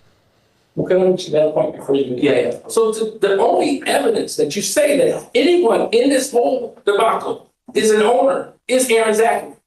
There's no information, no documentation from the other individual, Mr. Alanis, that says he's the owner. Nothing. He didn't get anything from him. The only thing that you have in front of you, and there's no investigation as to whether that and having did anything to impugn that particular document for this purposes, they gotta go start over again. But I don't think they start over again because I still think the search warrant is bad. But nonetheless, this is a situation in which they don't have, there's nothing on this record. The only thing on this record that substantiates or indicates that an individual is the owner of a document that you have in front of you is the state of Michigan document, it's a bill of sale being sold by the owner. The council, this has not been processed by the state of Michigan. It's not completely filled out by the state of Michigan or anybody else. It doesn't have a buyer's name on it. Right, but I'm saying, it's like I buy cars, and I buy a car from used car. All I want them to do, all I want the owner to do is to sign the title. That's how documents and items in the state of Michigan that have those type of serial numbers are transferred. Because that's, otherwise it'd be, well, in real property, we talk about the violation of statute of frauds.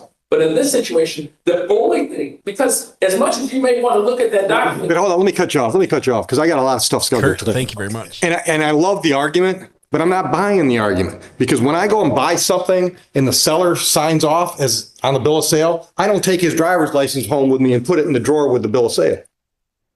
This, to me, if the driver's license for Aaron Robert Zachary is found where this is and the buyer information is blank, this is what he's getting ready to pass off when he sells that stolen skid steer. Look, here's the ID. He's my buddy. Here's the bill of sale. He signed off. We're going to put your name in here and send you on your way with this $20,000 piece of equipment. That's what this looks like to me. I understand, but I think that in order to make that assessment, we have so many things that they haven't established on the record. The only thing we have on the record is that other than the statement. No, but that's not the only thing. We've got the officer's testimony that he met a guy that not only had the serial numbers, if they're not his, how did he have the serial number for him? He also had the tracker for the equipment to show the officer, this is where the tracker shows my equipment is. Just a random guy going down the street's not going to have that to show the officer. And it's a probable cause hearing. Do they have problems to convict him in front of a trier of fact? Absolutely. But a probable cause hearing today? It's enough. And I got to tell you, and you know, I've been signing search warrants for a long time. I would have signed this search warrant without a second thought. What it says, what Judge Green was given was, on Tuesday, owner reports items stolen, and they're listed, obviously. Item 1. Item 2, owner met with Romulus PD, showed the tracker for one of the items at the location that they wanted the search warrant for. That and that alone would have caused me to sign the search warrant. I love the arguments. I'm just not buying them, with all due respect. I'm going to bind over. First of all, before we get to the bind over date, sir, do you know you've got a misdemeanor pretrial up January 2nd on a Drovo license suspended charge? You know about that? I thought it was January. I didn't know it was January 2nd, but I've got January 2nd with Judge Martin by Zoom, 9:20. All right. So on this file, there's all the exhibits. Pardon? Yeah. Yeah. This one, defense plaintiff. AOI date is going to be Monday. No, 2 weeks out, right? So January 6th. yes. I'll continue bond and I will wish you gentlemen good luck downtown. Thank you so much, Aaron. Merry Christmas, Counselor. So this I'm judge, going to need your signatures on this too. Judge Oakley is not going to be the judge that hears As this, soon as I get done scribbling on it, Joe. this trial. And then round up another one. Your Honor, briefly, I did want to address one thing. They took approximately $7,000 out of this residence, and it was in the young lady's, and Ms. Pickles was not here today. I'm listening. It was in her purse, and I've been asking for that back since then, and it has nothing to do with this investigation, has nothing to do with Ms. Pickles. And I'm saying essentially, Pickle, who was here the last time we were here for a PCC, and I'm asking for those items back, that Cash. cash back. So I am under the understanding that there was money recovered. However, what the officers relayed to me was that there was other drugs recovered at this location that had been submitted to MSP, and there may be additional charges being added to this case. They believe that this money is associated to the drug sales, as well as potentially receiving stolen items.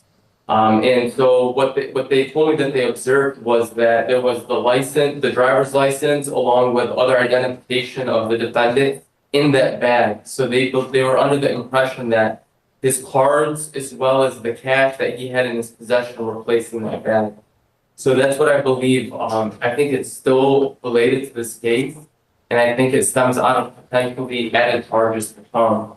But I understand the defense's position as well. It has nothing to do with Ms. Tango. She's not, other than being present at that property, she has nothing to do with that. As you can see, because we're making it a different issue, this individual has been injured and was injured at that time of this incident. She is his girlfriend who goes and gets his medicine and everything. He's got his legs. Right. And so there's nothing to suggest why they would take, and these are the.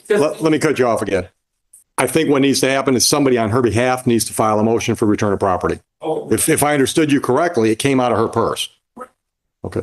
Unfortunately, I don't think it would be me now because I've just lost jurisdiction on this. No. Don't blame me for asking though. Let's get another exam in here. Next one on my docket would be Patton. Love this judge. Love his no nonsense approach. He cuts through the BS. Let me stop you because I'm not buying it. Patton is. Yeah, we'll do pool because pool's a waiver. Okay. It's got a little kneeling. Jeff, you on more of these? Yeah, I got two. Well, one's a CSC, but I don't know if you're getting that one, or you have one for. I think I'm the only one that's got anything scheduled today. Joe just told me we're going to waive on pool. Yes. I had the last one here. Here on there is.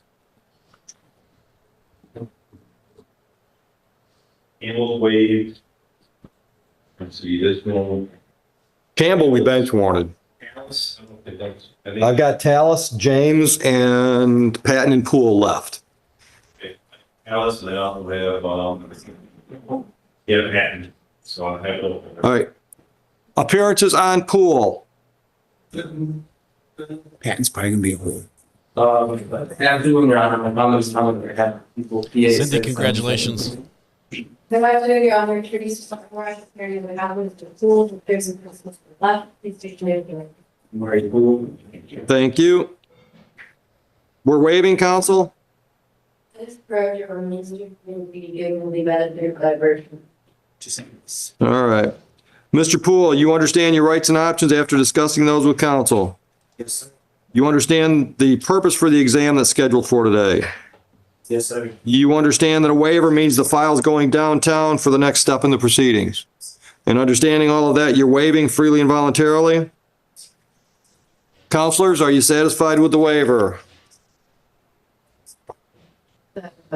Mr. Mohammed, satisfied with the waiver? All right. Good luck downtown, Mr. Poole. Counsel, I need signatures from you and Mr. Poole. I guess I'm gonna get the arraignment date. Oh, I'm sorry. Yeah, January 6th, 9 a.m. I wrote it. I just didn't do it. 9. All right, we are done with this one. Mr. Washington, are you ready on Patton? Okay, we're gonna bail on that one. We have another. Hang on one second. Thank you, Josh, for these, by the way.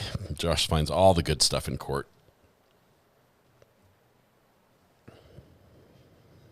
Send this over to...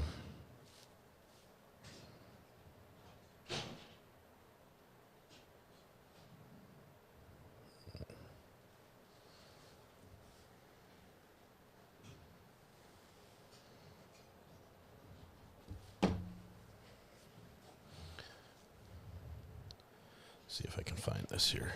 5, 6, 7, 8, 3. There it was. It was on 3.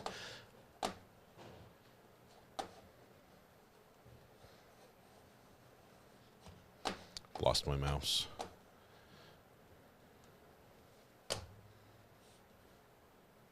Miss Zari made me cookies Well, she made other people cookies, but I get to try them, and they're like mini chocolate chip with Reese's peanut butter cups pressed down and then cooked. Oh, they're really good.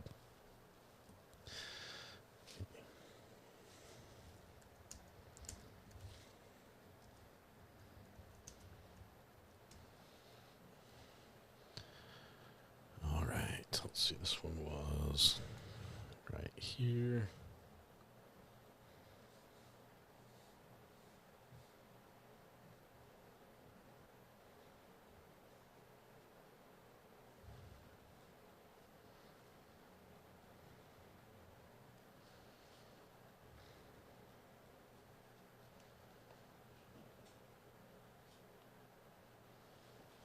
Give me just a second.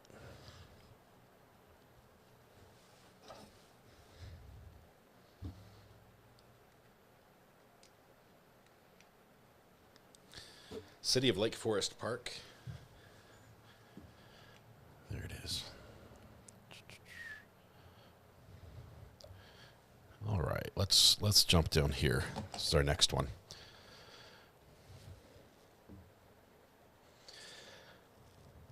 This one's from a little bit longer ago, here in the last week.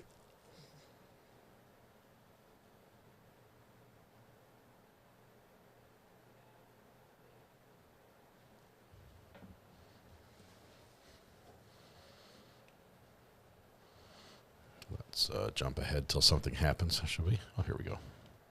Okay, this is the courtroom clerk. Please. Sorry, I want to hear this part.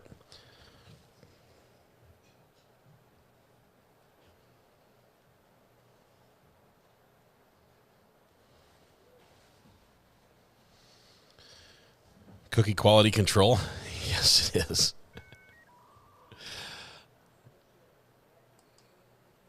For reference, you're looking for a giant rice. It is the good one. Okay, this is the courtroom clerk. Please listen carefully. I am going to go through and take a roll call. When I'm done talking to you, then mute yourself again and turn off your video if you have video after I speak with you and check you in. Okay? So I'm going to go through this. It's going to take a little bit. Please be patient.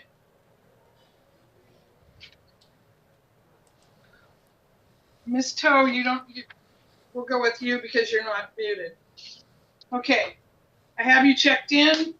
Go ahead and mute yourself, Miss Toe, and take your video off as well. Thank you. Miss Toe is here. All right. I have an iPhone 5. What's your name, ma'am? You're looking at me. Hello. They all are. Okay, talk slowly, and your audio is really messed up. Okay, you wanted me to call you on the phone? No.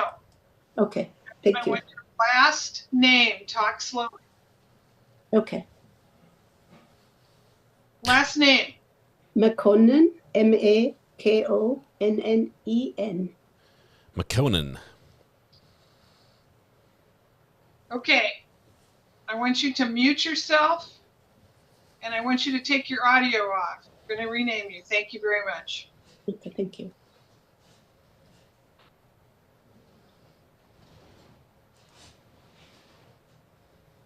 My son found my iPhone 8 the other day. My old iPhone 8. I've had the iPhone 8, the iPhone 12, and now the iPhone 16. This is the newest one I've ever had. I usually get them when they're much older. But apparently every 4 versions I buy an iPhone. I think I had the 3 before that, though. Okay, I have Miss Natsagaranan. Yes, I am here. Okay, I have you checked in. You can just go ahead and mute yourself. Thank you. I still have the 12 sitting next to me as well. I haven't got rid of that. Caught in a YouTube short algorithm lately where I'm getting a lot of videos of cops violating people's rights. Okay, Scott Newman, let me speak with you. I am present. Okay, you're not on my, well, are you on my calendar? Let me look. Maybe you're early. No. Were you the driver for ATS? No. I was just a picture enforced speeding ticket. He's our guy. I understand that. He's our guy. Were you a driver for works for a company? I was in my personal vehicle at the time. I do drive for UPS, but I was not in a UPS vehicle. Yeah, I don't have you. What's your citation number? Let me pull it up really quick here.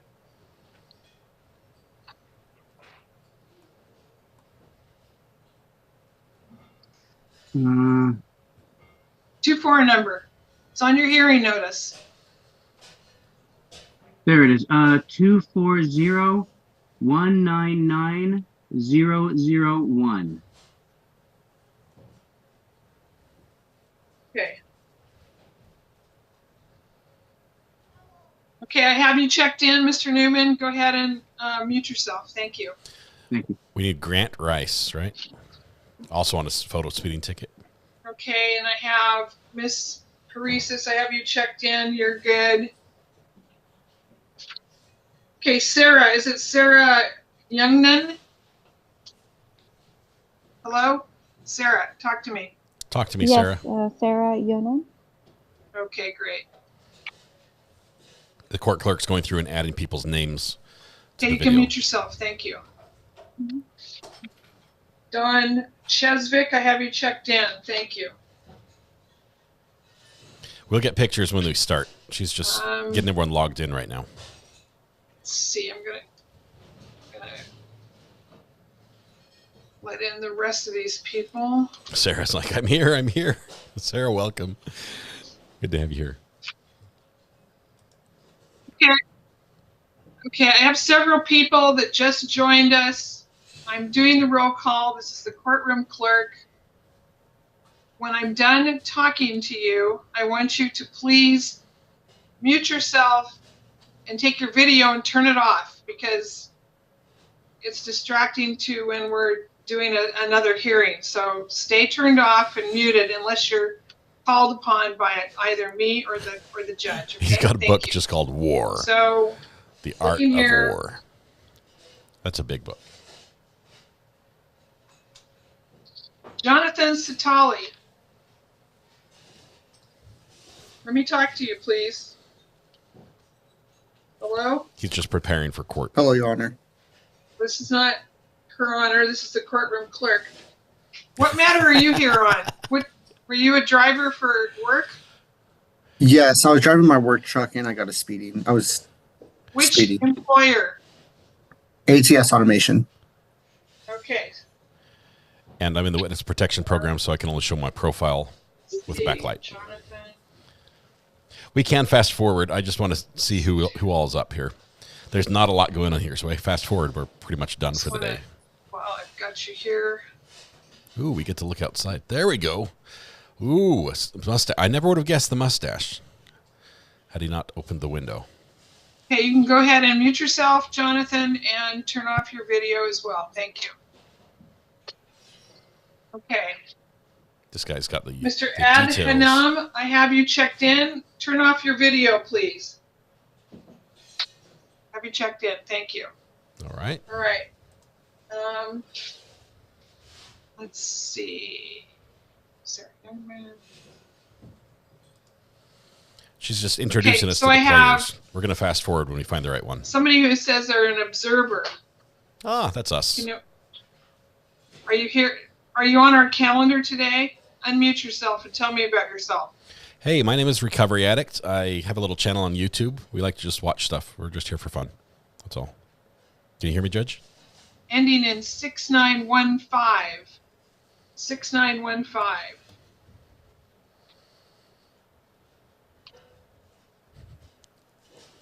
Hello?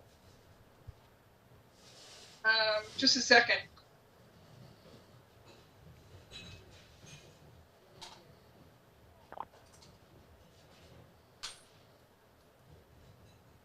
Yeah, okay. Yes, it's 6915.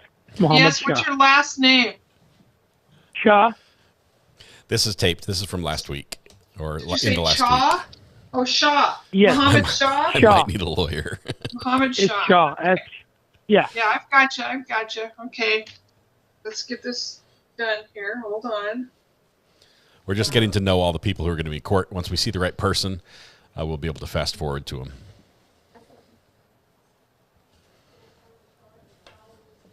By the way, thanks for all the Christmas wishes. Okay, Mr. Shaw, you can go ahead and mute today. yourself. Thanks for all the You've thoughts been you renamed. guys have shared You're amongst checked yourselves in. and with Thank me. you. Okay, I have another caller with the last 4 digits of the phone number 8443. 8443 is your phone number, last 4 digits. Please hit *6 to unmute and tell me your last name. Phone number ending in 8443. Can you please unmute and tell me your last name? To unmute, everyone to unmute, you hit *6 to unmute if you have a phone. This is the court clerk just getting set for the judge who's not hearing anything. I'm going to move on to back the in last chambers. caller. Phone number ending in 9717. Please hit *6 to unmute and tell me your last name. 9717.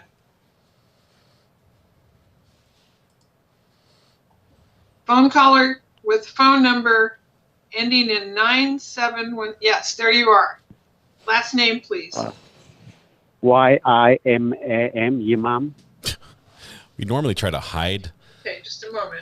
phone numbers, but the court just gave that one out. Sorry. And there's the number.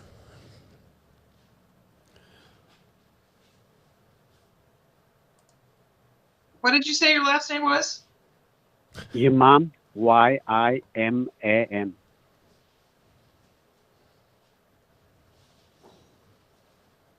Okay, what is your, do you have your citation, your hearing notice with your citation number on it? Starts with a 24. Yes, I What have is the that meeting number? ID. 24 number, please. It's on your hearing notice. The one that has your court date on it. Look at the top. And the Zoom link.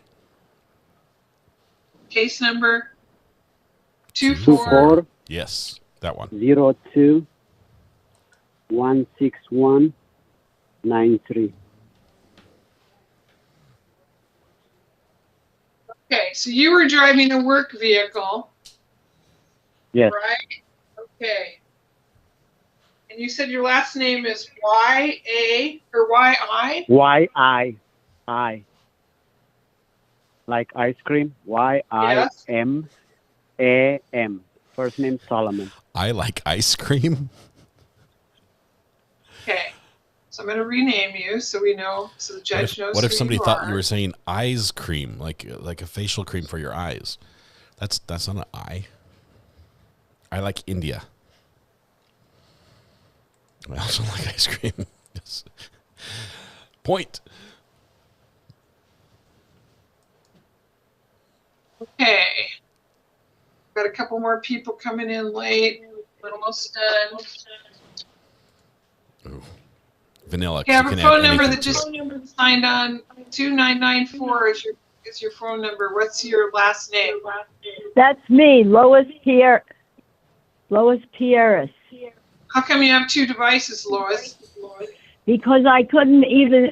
You want me to turn off the other device because I couldn't talk to you or anything? I'm gonna leave. Okay, if you're, you gotta Hello, are you still there? I'm there, so now I can hear you better. Okay, I'm on my phone now. That's Yeah. it. I see that. I'm gonna Yeah, rename we see Confusing. that as well. That's fine. So You're could fine. you explain to me how this works? No. How does this No. work? Hold on. Just hold on. We are checking in people right now. Okay, we're not. That's all we're Coffee, doing. ice cream, So pistachio. I'm going to mute Pistachio is you, good. and the judge will explain to you how it all works when she signs on. All right? Bluebell cookie Texas two-step She will Okay. explain it. All is right. the best. Thank Texas you. two-step from Bluebell. It's cookies and cream and chocolate chip cookie dough mixed together, and oh, it's so good. It's delicious. It's also really good in root beer floats.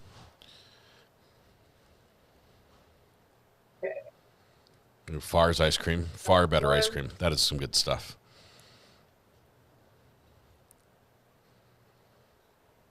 Especially if you go to like the, Hey, Kelly. isn't there a place up in Ogden? Ricardo? One of those. Okay, he's, got a truck Farr's site ice cream. so out there in the system, please. Lois is not going to be okay with being the 10th person on the docket today. She's like, tell me how this works. How does this work? I was on my computer. I couldn't talk to you. Now I'm on my phone. I'm going to leave. Giraffe Gal, welcome. How much do you charge? I'm asking for a friend. How much do you charge for the household chores?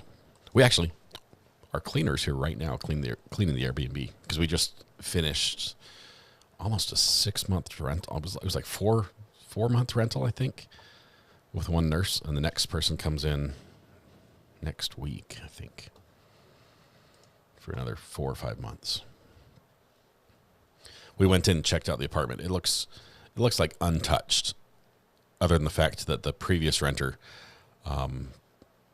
left some alcoholic beverages in the fridge, which I don't drink, so I don't know if they're good or bad. It looked fruity, and some ice cream bars in the freezer, and probably like 20 different seasonings which we'll probably just leave the seasonings. But everything, if you're cooking, we've got the seasoning in the Airbnb now. So we had like the basics, some salt and pepper and some of that, but now there's a whole bunch more. Sarah says, my bad, can I get those back?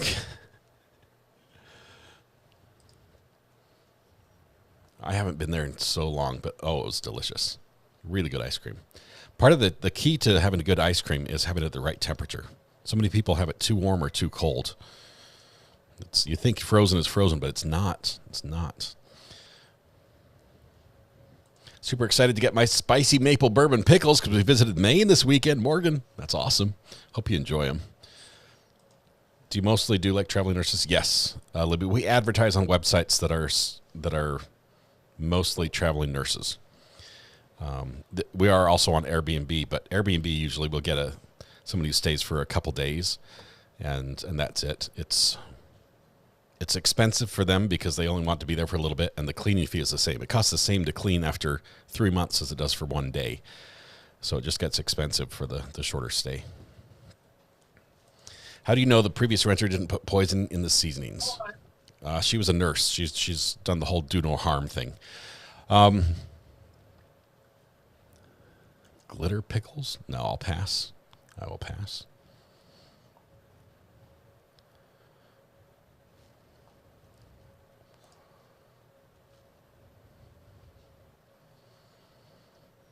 Job security. Hopefully our cleaning lady will take all the food out of the fridge. If she wants it, she can have it. But it's all like new and sealed. It's just our nurse would stay a week and then gone a week. Are we on the correct stream? I don't know. You sent me this one. Make sure you're on the video. The last 2 hours, 27 minutes, 51 seconds. Okay, so now we have to check and see. Can you hear me? I can't hear you. I just cut you off. Who is that? This is Lois. I'm sorry. This is Heidi Hayden. I've been having technical difficulties, but I've been on here since 1:30. Okay, hang on. Don't go anywhere. Okay, we're on the wrong stream. 2 hour, 27 minutes, 51 seconds. Where's that?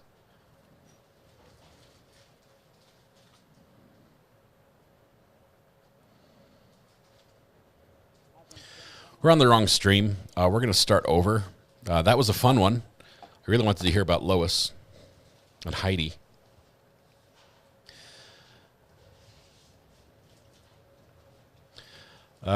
Furnished Finders, Vivian. Furnished Finders.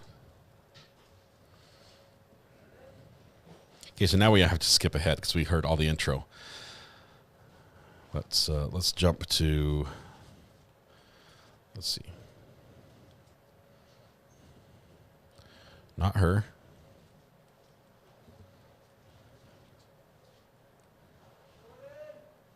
We're looking for Grant Rice. Josh, do you know where in the video that is? Is this it? Nope, that's Hong. Not him. Don't think it's her. But that Don't think it's that one. Let's go to the next. Is this Grant? No, that's Peter Lawson and Richard Fernandez. Peter Lawson again.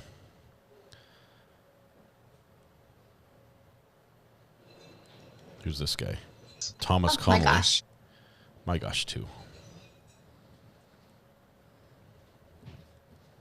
Who's this guy? Oh, I think this is it. 是 Oh, Mandarin 240133 interpreter. That's not it.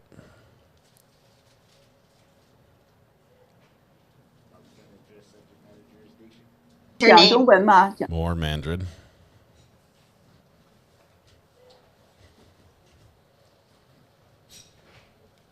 Who's this dude? Big name. Can't say that. This lady's out walking around. And then I would weigh the evidence and make a ruling. Deanna Harris is out making a... Oh, she hops in her... Does she drive? Tell me, does she drive on this one? No, she's just sitting in her car. 1 hour, 20 minutes. Oh, sorry, Josh, I was not looking at chat. I was looking at my phone, but... Let's go down in here. There we go. All right. We're here. We're looking for Grant Rice. That's our hearing. Next matter will be for Grant Rice. Yay, we found it. Thank you, Josh. Yes, Your Honor. And it's 240179318. Okay, Mr. Rice, you asked to contest. This is a school zone. A question for you real quick. Is it, so if I choose to mitigate, am I able to present evidence and have the ticket dismissed? Is that possible? Well, that would be contesting if you're denying it happened. But if you're offering an explanation or asking for a reduction, that would be a mitigation. So I guess I was trying to provide evidence of a picture showing the sign is very unclear. So what route would that be? Contesting? I guess if you're making argument like that. So I can just read through it and yeah.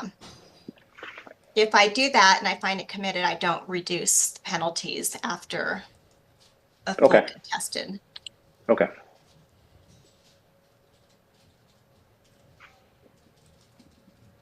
I'll share my screen so you can see what I'm looking at. Oh, yay. It's always good when we get to see as well.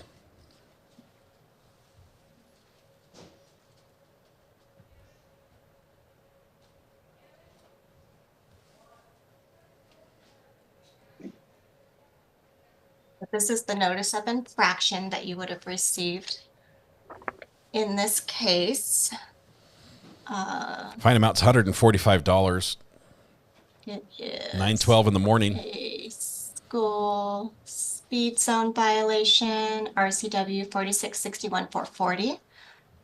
And data violation October 2nd, 2024 at 9:12 a.m. He was doing 27 and a 20. 145. The It is vehicle is a 23 Chevy Bolt. With plates CJE 2706. The speed limit was 20. The car was noted going 27. And it was eastbound on 178th at 37th Avenue Northeast, which is the Brookstone. I've got to step away for just a minute.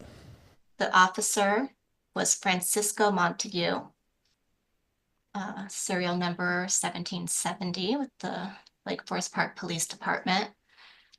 He certifies under penalty of perjury that he had reasonable grounds to believe, based upon the photographs and video recording, that a violation occurred of 4661-440.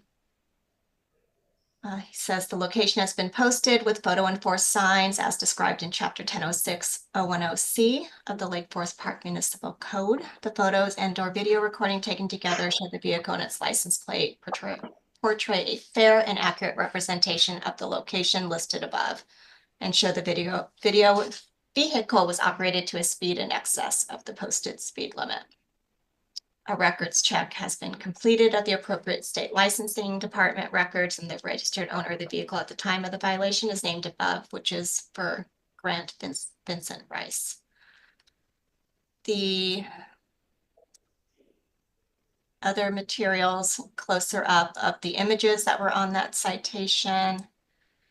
This is a photograph that does a close-up of the vehicle, so we get the license plate for identifying. And then we have 2 photographs. This one here shows coming into the zone. This would be the vehicle, and then going through here. Looks like as you're entering, there's no brakes. The next one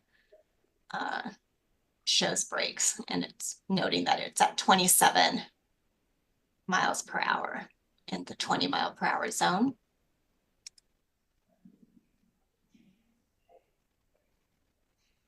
There's also video evidence. Okay, that looks like a, you can even see the strobe on this. Play that again. Can you see this okay? Yes, Your Honor.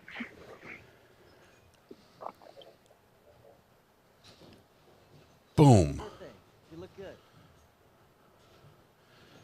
There you go.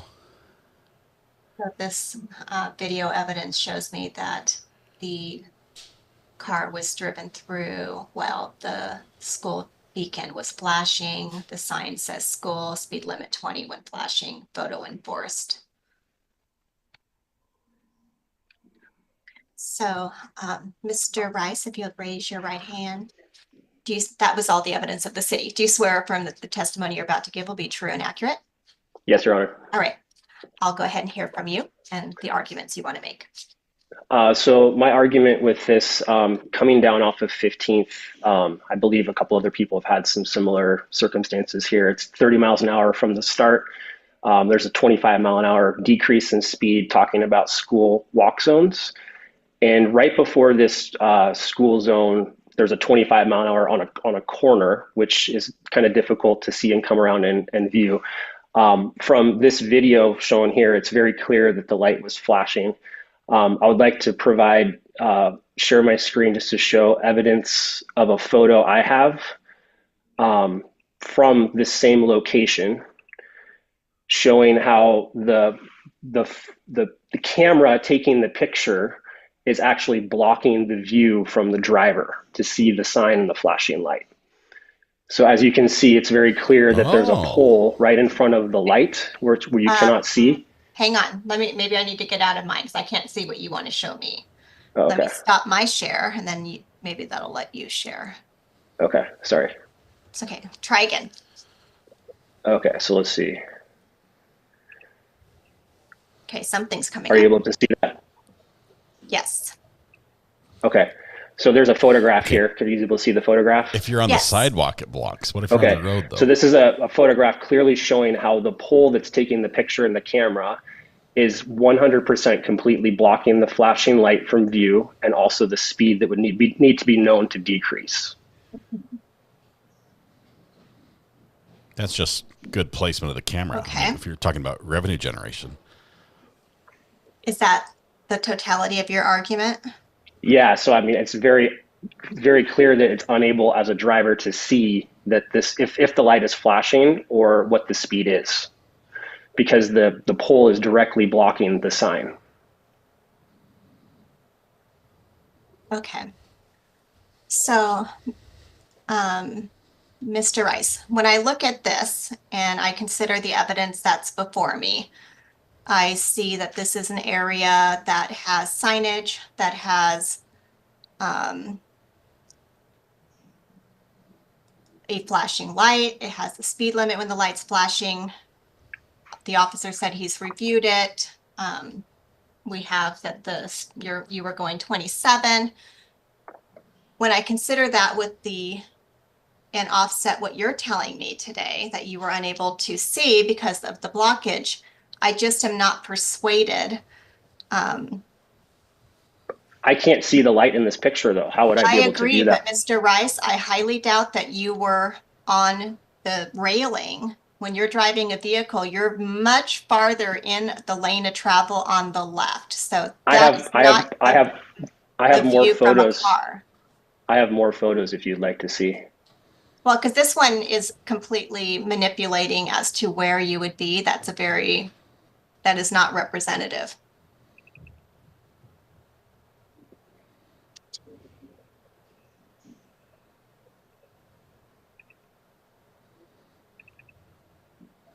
Okay, that's a little better.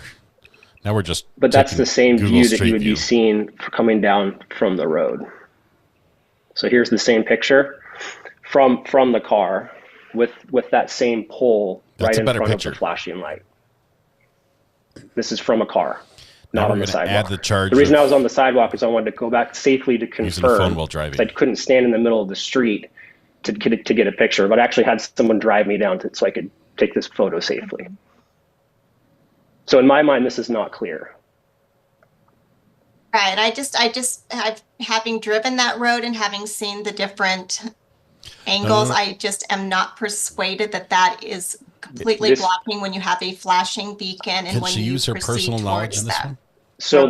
one? So currently from this view, it's in the road and I cannot see the light And I don't know that the light is flashing there because this is not, because you can't see. well, I don't know. It's a still photo. You cannot see. It couldn't be between flashes.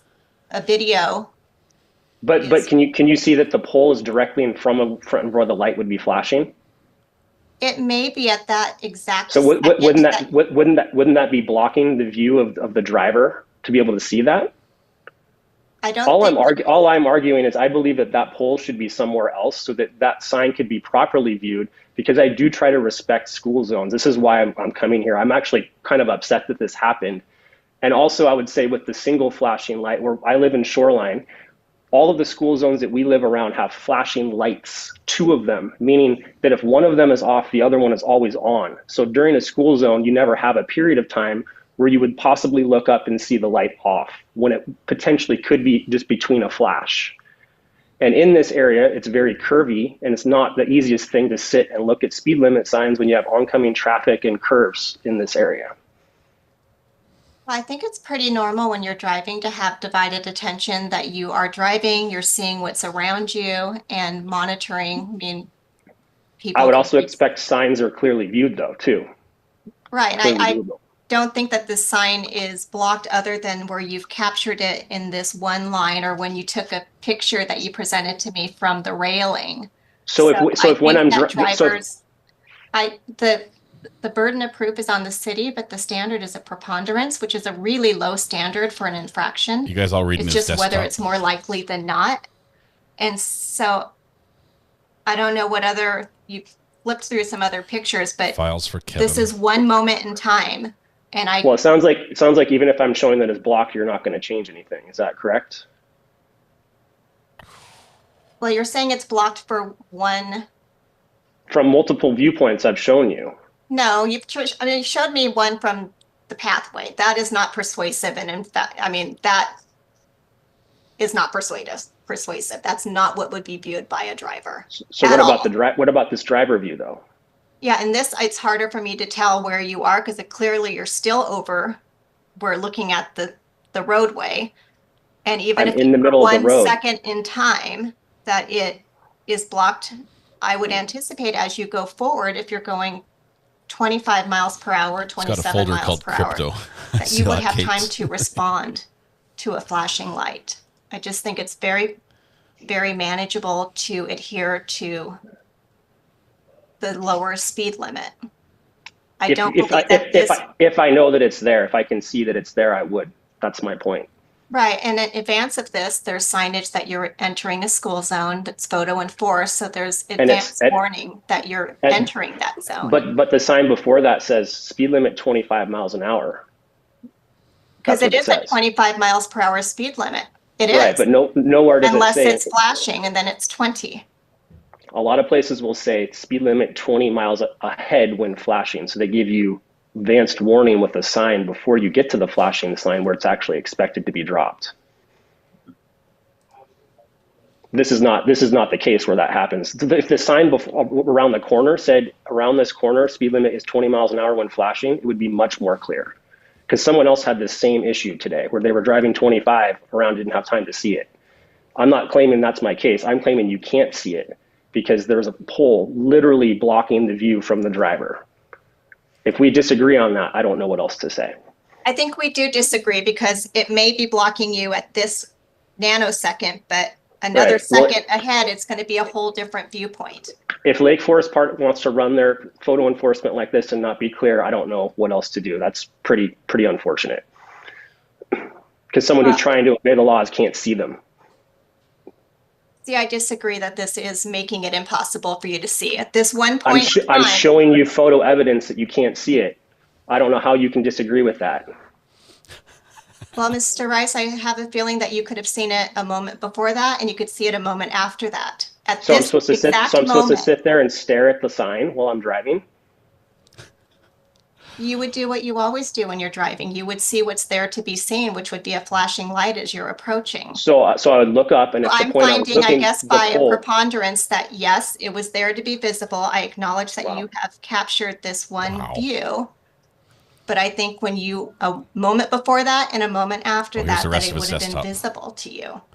well, your expectation House of me bills. staring at a sign makes me feel unsafe as a driver. So I I'm guess not, I don't think that you would be staring at a sign. We I do would many have to. things I would that- have to, because if I looked up at that point where the sign was blocking, I would have to look again, and that makes me feel unsafe. Well, I think that when you're driving, we have peripheral views that we use and that it's there to be seen. I don't think it's a stretch that This when is you're not driving clear. down the road. Your interpretation of what clear is very different. So thank I you. guess it is. So I'm going to find by a preponderance that on that date and time, the light was flashing as seen in the video. It was a Great. 20-mile-per-hour zone at that point. Awesome. Thank you. And I will find that you, at that moment in time, could not see it as from the viewpoint from that still photo, but that there was, Ample time and opportunity. it was more likely than not that you were able to see it a moment before and a moment after, and had More likely I adequate couldn't time. see it. Thank you. Okay, so I will impose the penalty in this matter. It's $145. And And a belligerence fee?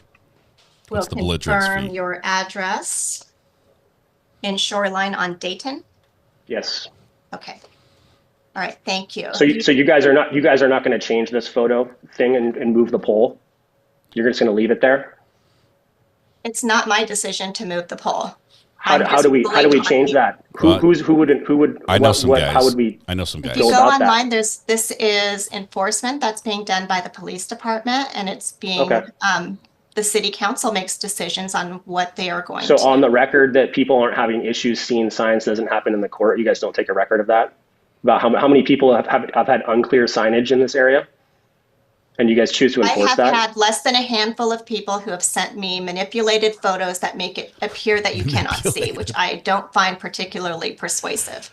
Are you saying that my photos were manipulated? I'm saying the one that when you were on the walkway against the rail, yes, that's what you wish to present to me. So when I And go that to is safely not take a picture, persuasive. you're saying that's manipulated. That's incredible. Thank you. All right. You're Have a great welcome. day, Your Honor. Yeah. You're welcome.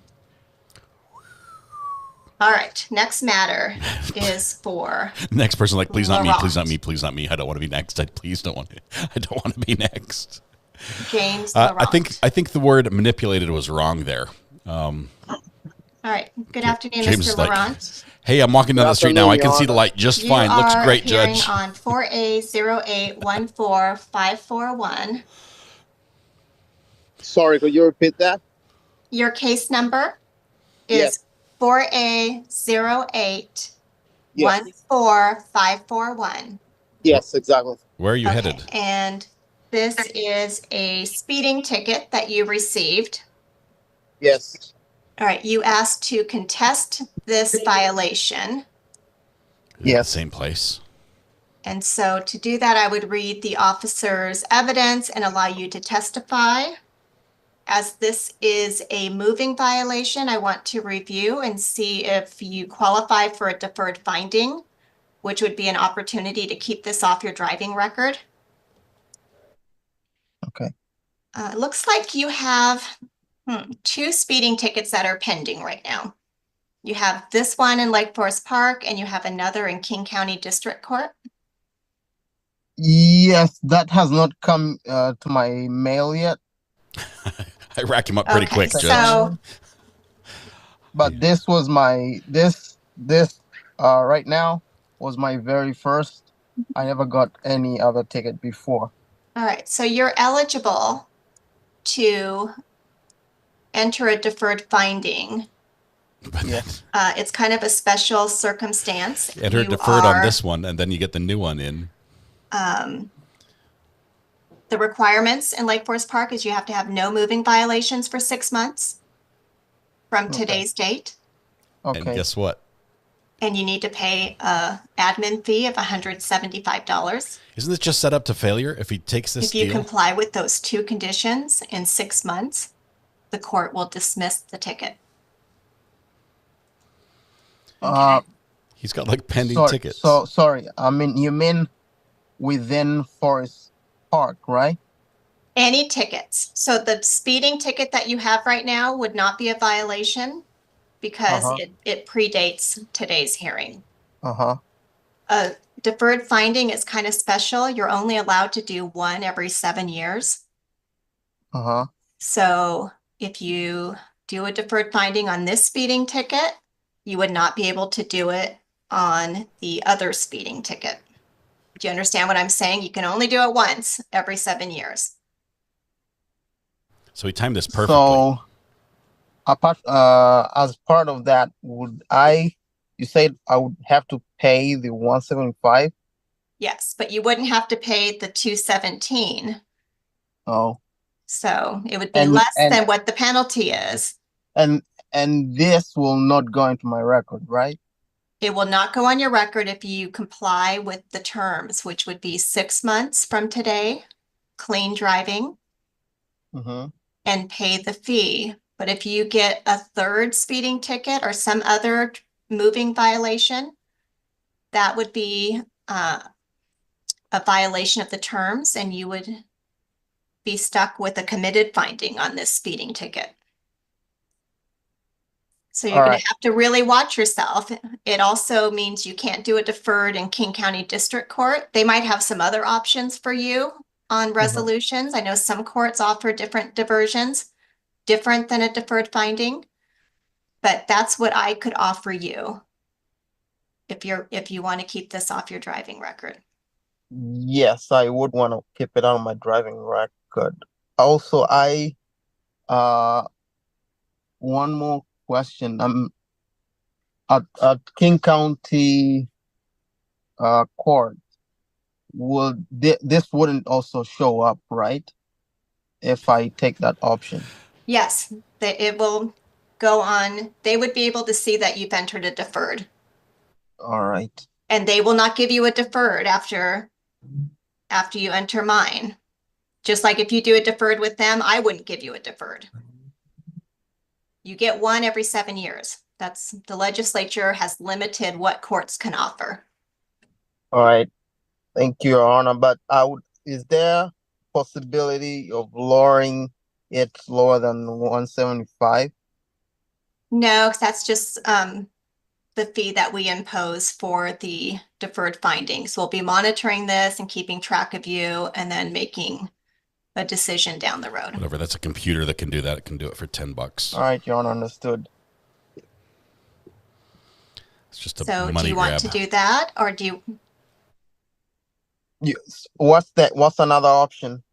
Well, if you want to do a contested hearing, we would do like a little trial. I would read in the evidence from the violation date. I would look at that testimony that was under the sworn statements. I would also let you testify, and then I would determine whether or not it was committed. You could show me But pictures. infractions, it's not like a criminal case where it's beyond a reasonable doubt. Infractions have a much lower burden. It's a preponderance. So it's just whether it's more likely than not that it happened. Get a Groupon voucher. Then I'll take the first option. The deferred? Yes.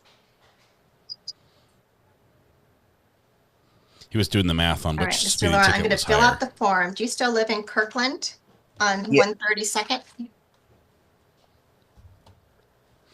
Yes. Okay, so your 6 months will begin today. Okay. Don't speed. Don't speed.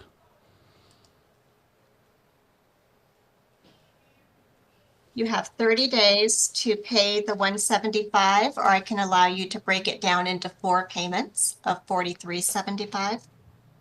Okay. Do you want to do a time pay? Is there an option to pay online, or how do I do it? Yes, you can pay online. If you use a credit card, there's a small fee that the credit card company charges. All right. I'm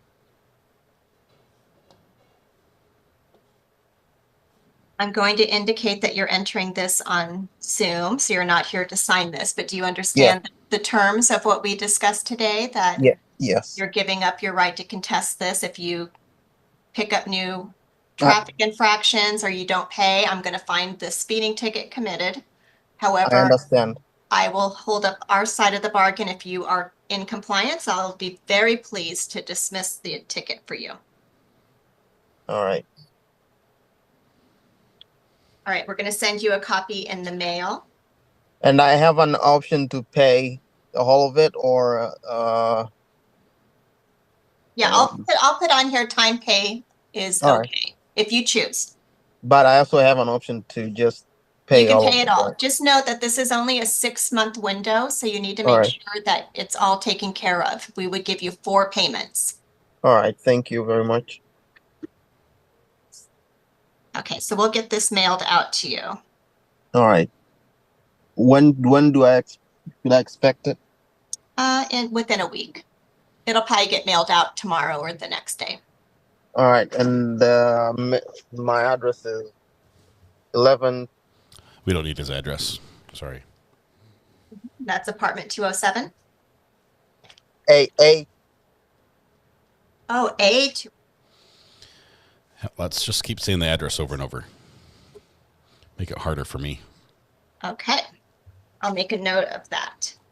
Yes, A207. Because all right, enough. I'm trying to save you here, bud. All right, thank you. All right, thank you, Honor. All right.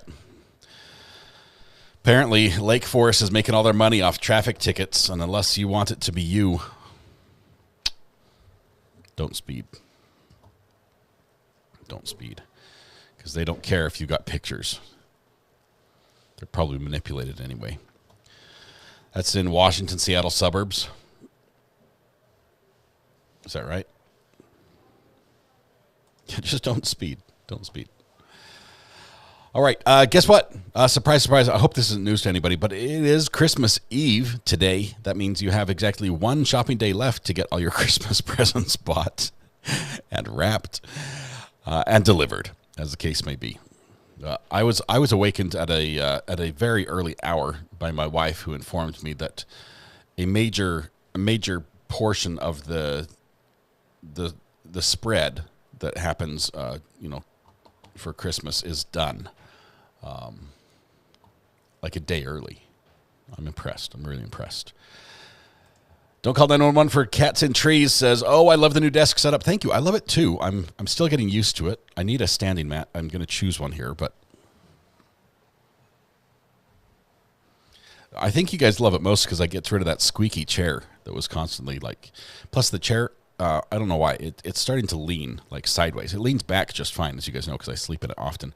But it was starting to lean to the side, so now you lean back and over. That's just no bueno. Amber, a sad day. I heard that you lost a fur baby. I'm so sorry about that. So sorry. Are you going to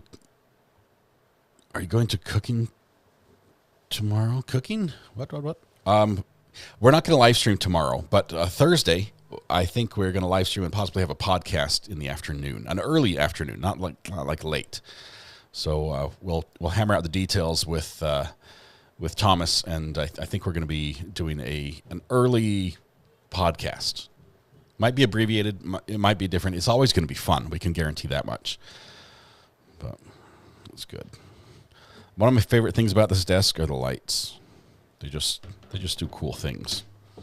So, and now that I've got my desk up, I guess I should let you know that I think this next year we are definitely going to kick off the year with a contest where you have to guess how many buttons we have here, and there are quite a few. So be on the lookout for that. But I'll take the over on 20, says Grinchers.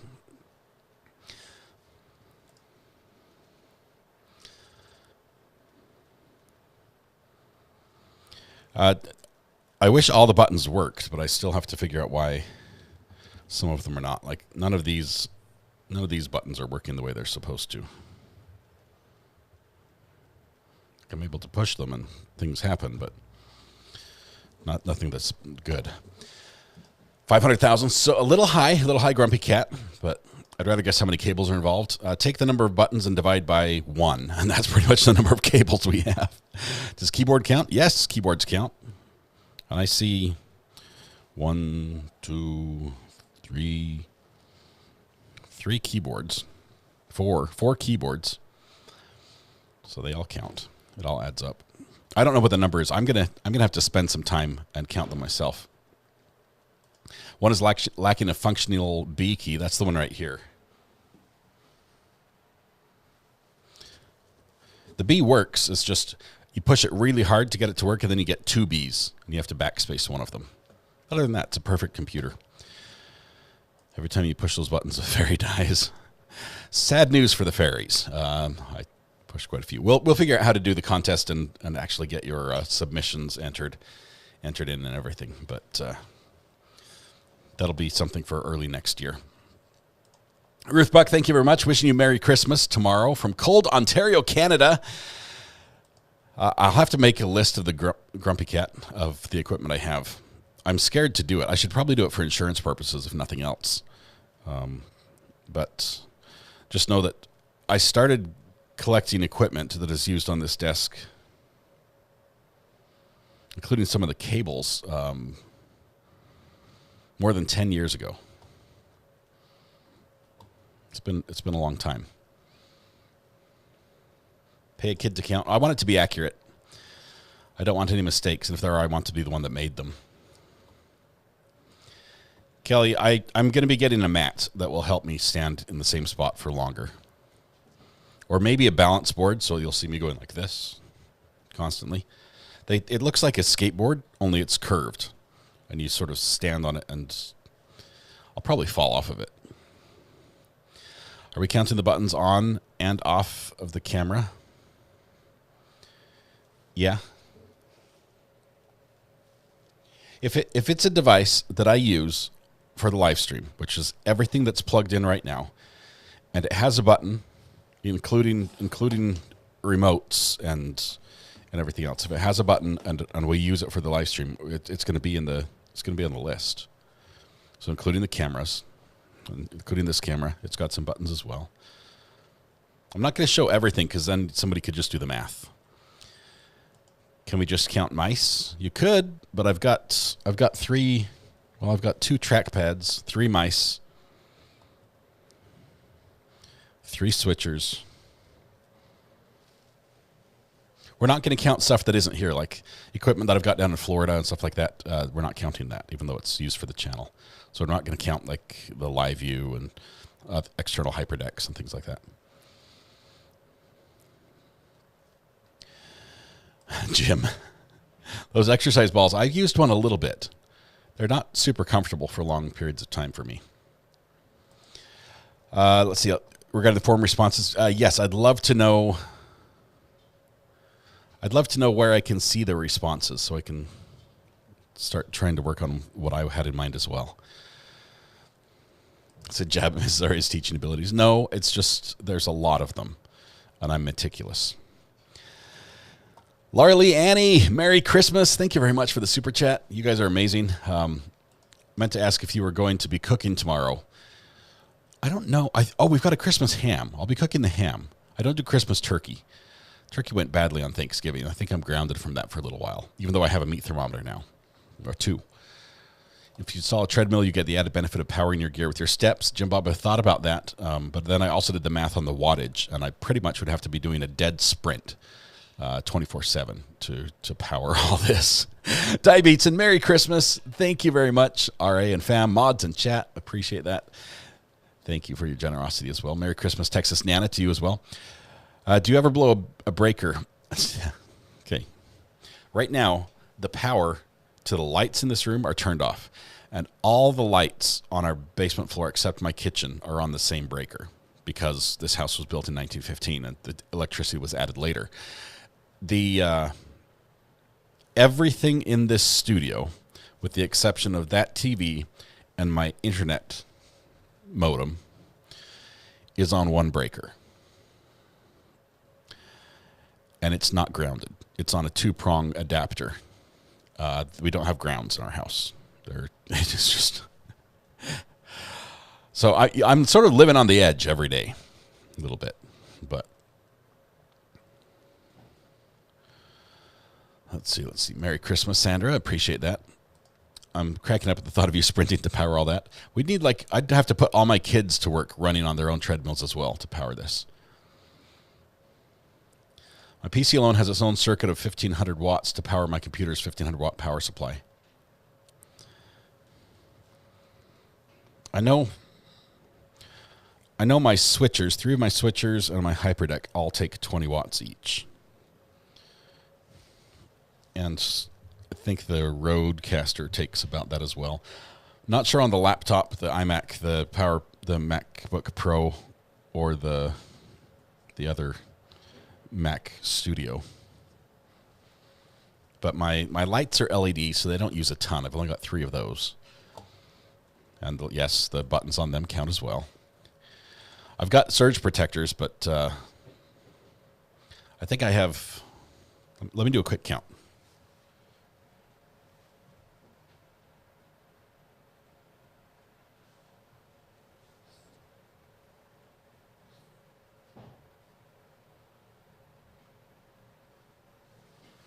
I've got close to 30 outlets, but not all of them are used.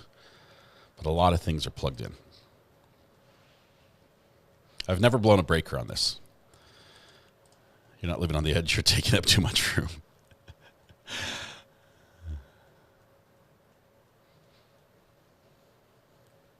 You going to go carbon neutral next year, Grinchers? By carbon neutral, does it help if my electricity is provided by a nuclear reactor? Does that help? How do you keep all the buttons and equipment straight? Ruth, it is a lot, but the keyboards, because they're identical, like I have 2 keyboards here that are literally identical. I keep them in separate places so I know which computer they go to. The switchers, hint, each large switcher has 211 buttons, and I know what all of them do except for these top. I never use those ones, but it's just practice. Yeah, my office is not OSHA approved, I can tell you that. Have you thought about standing in a pool of water while casting? I've thought about it, and then I decided not to for obvious reasons. 80s Music Man, thanks for playing Unknown Matchmaker this year. Met my girlfriend here, have first Christmas as a couple. That is awesome. 80s Music Man, that is awesome. I did not know that. Are you pulling my leg? That's cool if it's true. What I believe you, but can you customize those fancy lights to be red and green for now? Yes.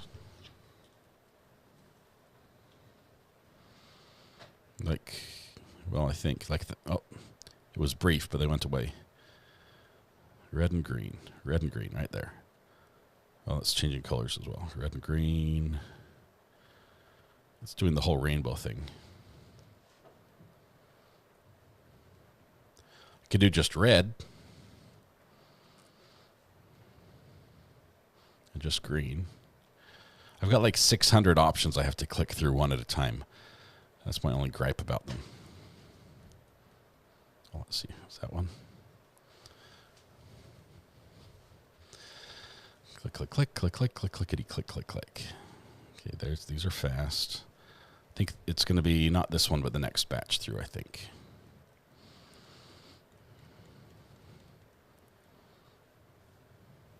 That's rainbow. There's just green. Nope.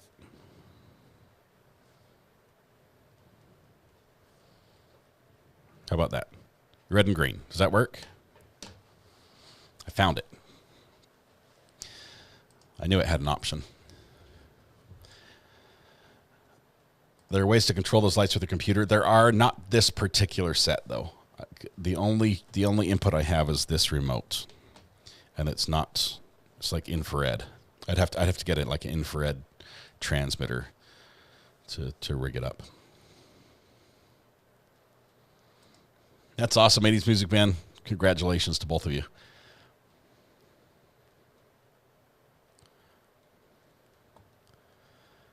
Redford, good to see you here as well. Headed out to the market to see if I can get 2 turkey legs still. How do you think I'll do? Yeah, I'm sure there's plenty of turkey.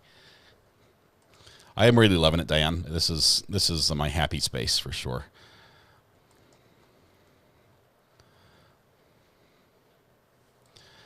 Spartan Nana, thank you for the kind words. You guys are amazing with all the Christmas wishes you guys are sharing.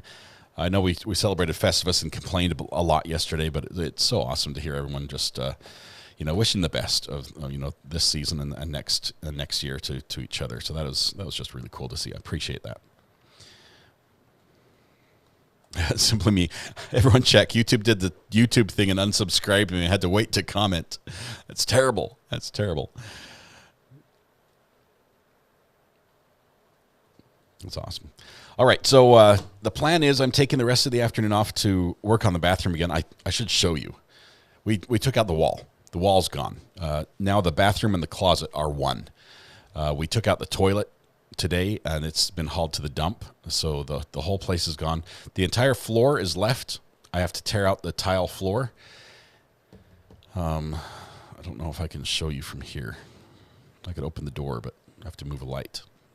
I think what we're going to do, it's now a water closet. I think what we're going to do is this. This is my idea.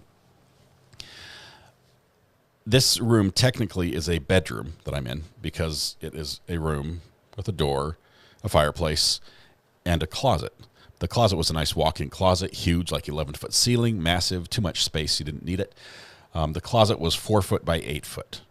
And we're going to take that out. I think we're going to just take out this door and cover it, just frame it up and close it off, and then add the 4 foot by 8 foot to the bathroom, which was already only about 4 foot by 8 foot. So now it's still going to be a small bathroom compared to regular size bathrooms, but it'll be much bigger. And I think this entire closet will be a shower. I'll have to tile it. But the entire closet would be a shower instead of having a shower and the bathroom and a sink all in that space. It will just be the toilet and the sink, and then the shower will be this whole room in there. That's the idea. But I've got a lot of work to do to make that happen. So, do you think I can get it done before the new year? I don't think so either. Let's see. Just a Girl Baking. Merry Christmas, everyone. I'm forever thankful for this community and keeping me company while working from home these past 6 months. Thank you. Betsy Jean. Hope everyone has a wonderful Christmas. Love to all. The bathroom doesn't have a lot of privacy. It doesn't. Right now there's a massive window because this closet had a window.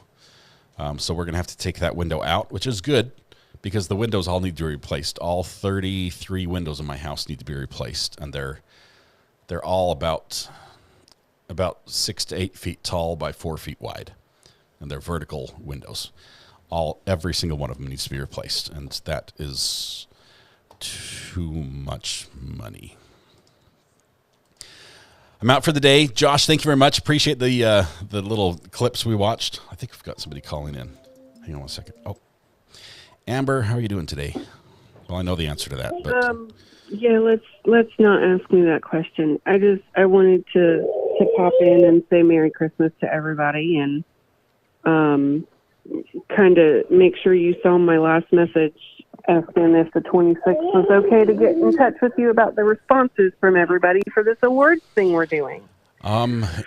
Yeah, is there a way you can just send me a link so I can see it? Because I don't know how to get that. Well, I know that. Okay. I'm talking about, I've got to organize it all, and I want to, we got to chat about it and see how we're going to put everything together. I've got something else up my sleeve. So I was going to call you on the 26th. Okay, I'm just a little nervous because what I had in mind takes a lot of time on my end as well. So Right. That's why we got to chat about that. 26 is only 2 days away. That's good. That'll work. Right. But I don't know if you guys had any kind of special plans for the day after Christmas. Yeah, we're going to do a podcast. Well, I knew that. Yeah. I don't think we'll have any courts happening. If there are, we'll probably get on in the morning and just say hi to everybody, sing to the happy birthday people, because we're skipping Christmas. So I know KQD's birthday's tomorrow. So we'll probably sing then. And my best friend from kindergarten, her birthday is tomorrow too. Well, if she'll watch, we'll sing to her. I certainly will let her know. Okay. I did have my mom watching when I had you sing happy birthday to her, and she thought I was crazy. And she was right. She was right. That's awesome. She was right. Judge Fleischer will be on. We might watch him. So we'll do a little. We'll probably do a half day stream on Monday, and then a midday, maybe early afternoon podcast. It depends on what Thomas's schedule is. If we want to pull that off, and then we'll talk whenever. Grinchers, no. Careful, I can still time you out today. Your kid laughed for you. And I will say, yeah, he's laughing for it. Speaking of, Adam's earrings needs a timeout. He did. Thanks, Josh.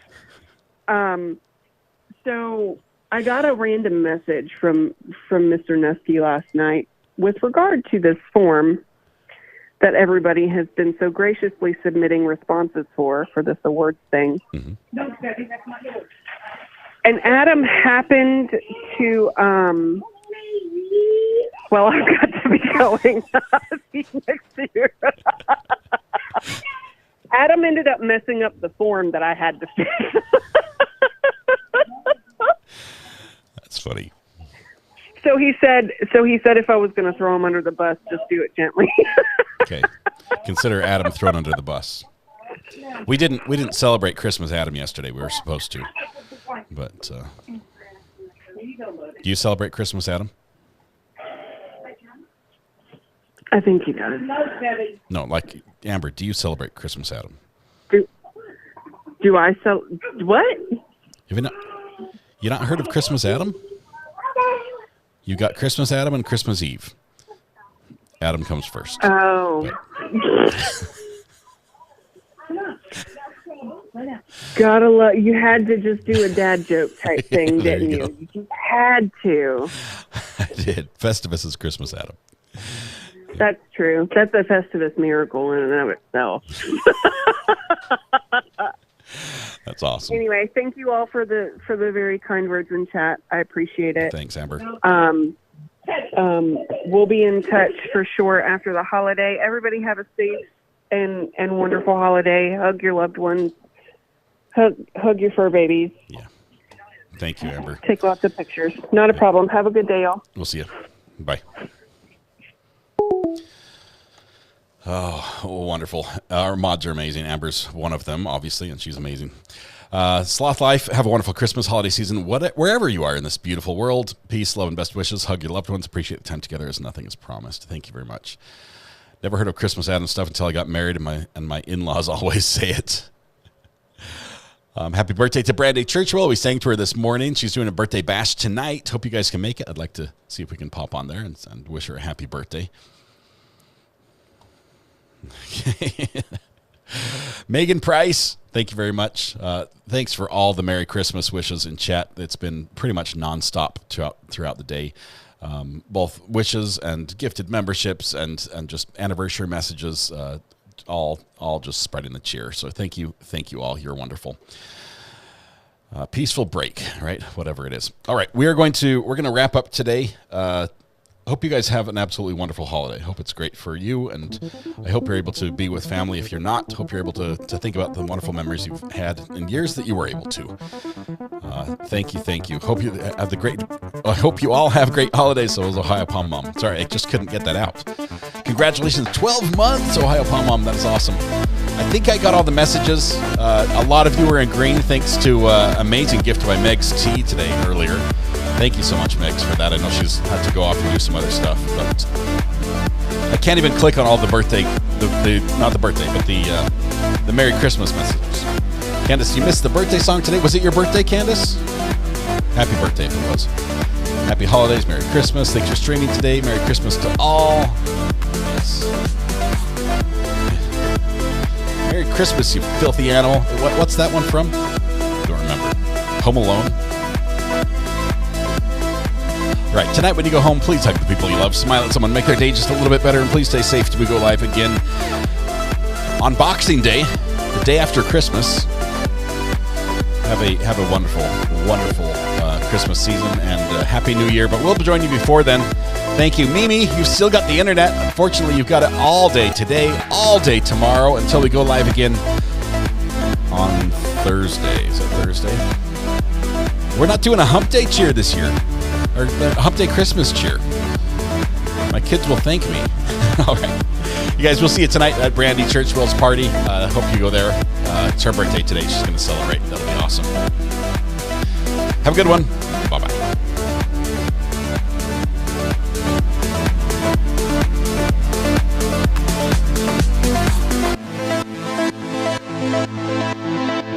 I was kicked back, taking it easy. By gosh, make them work for it.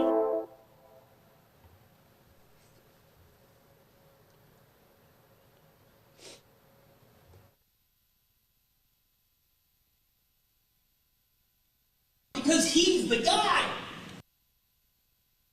If they didn't, I would lose my mind.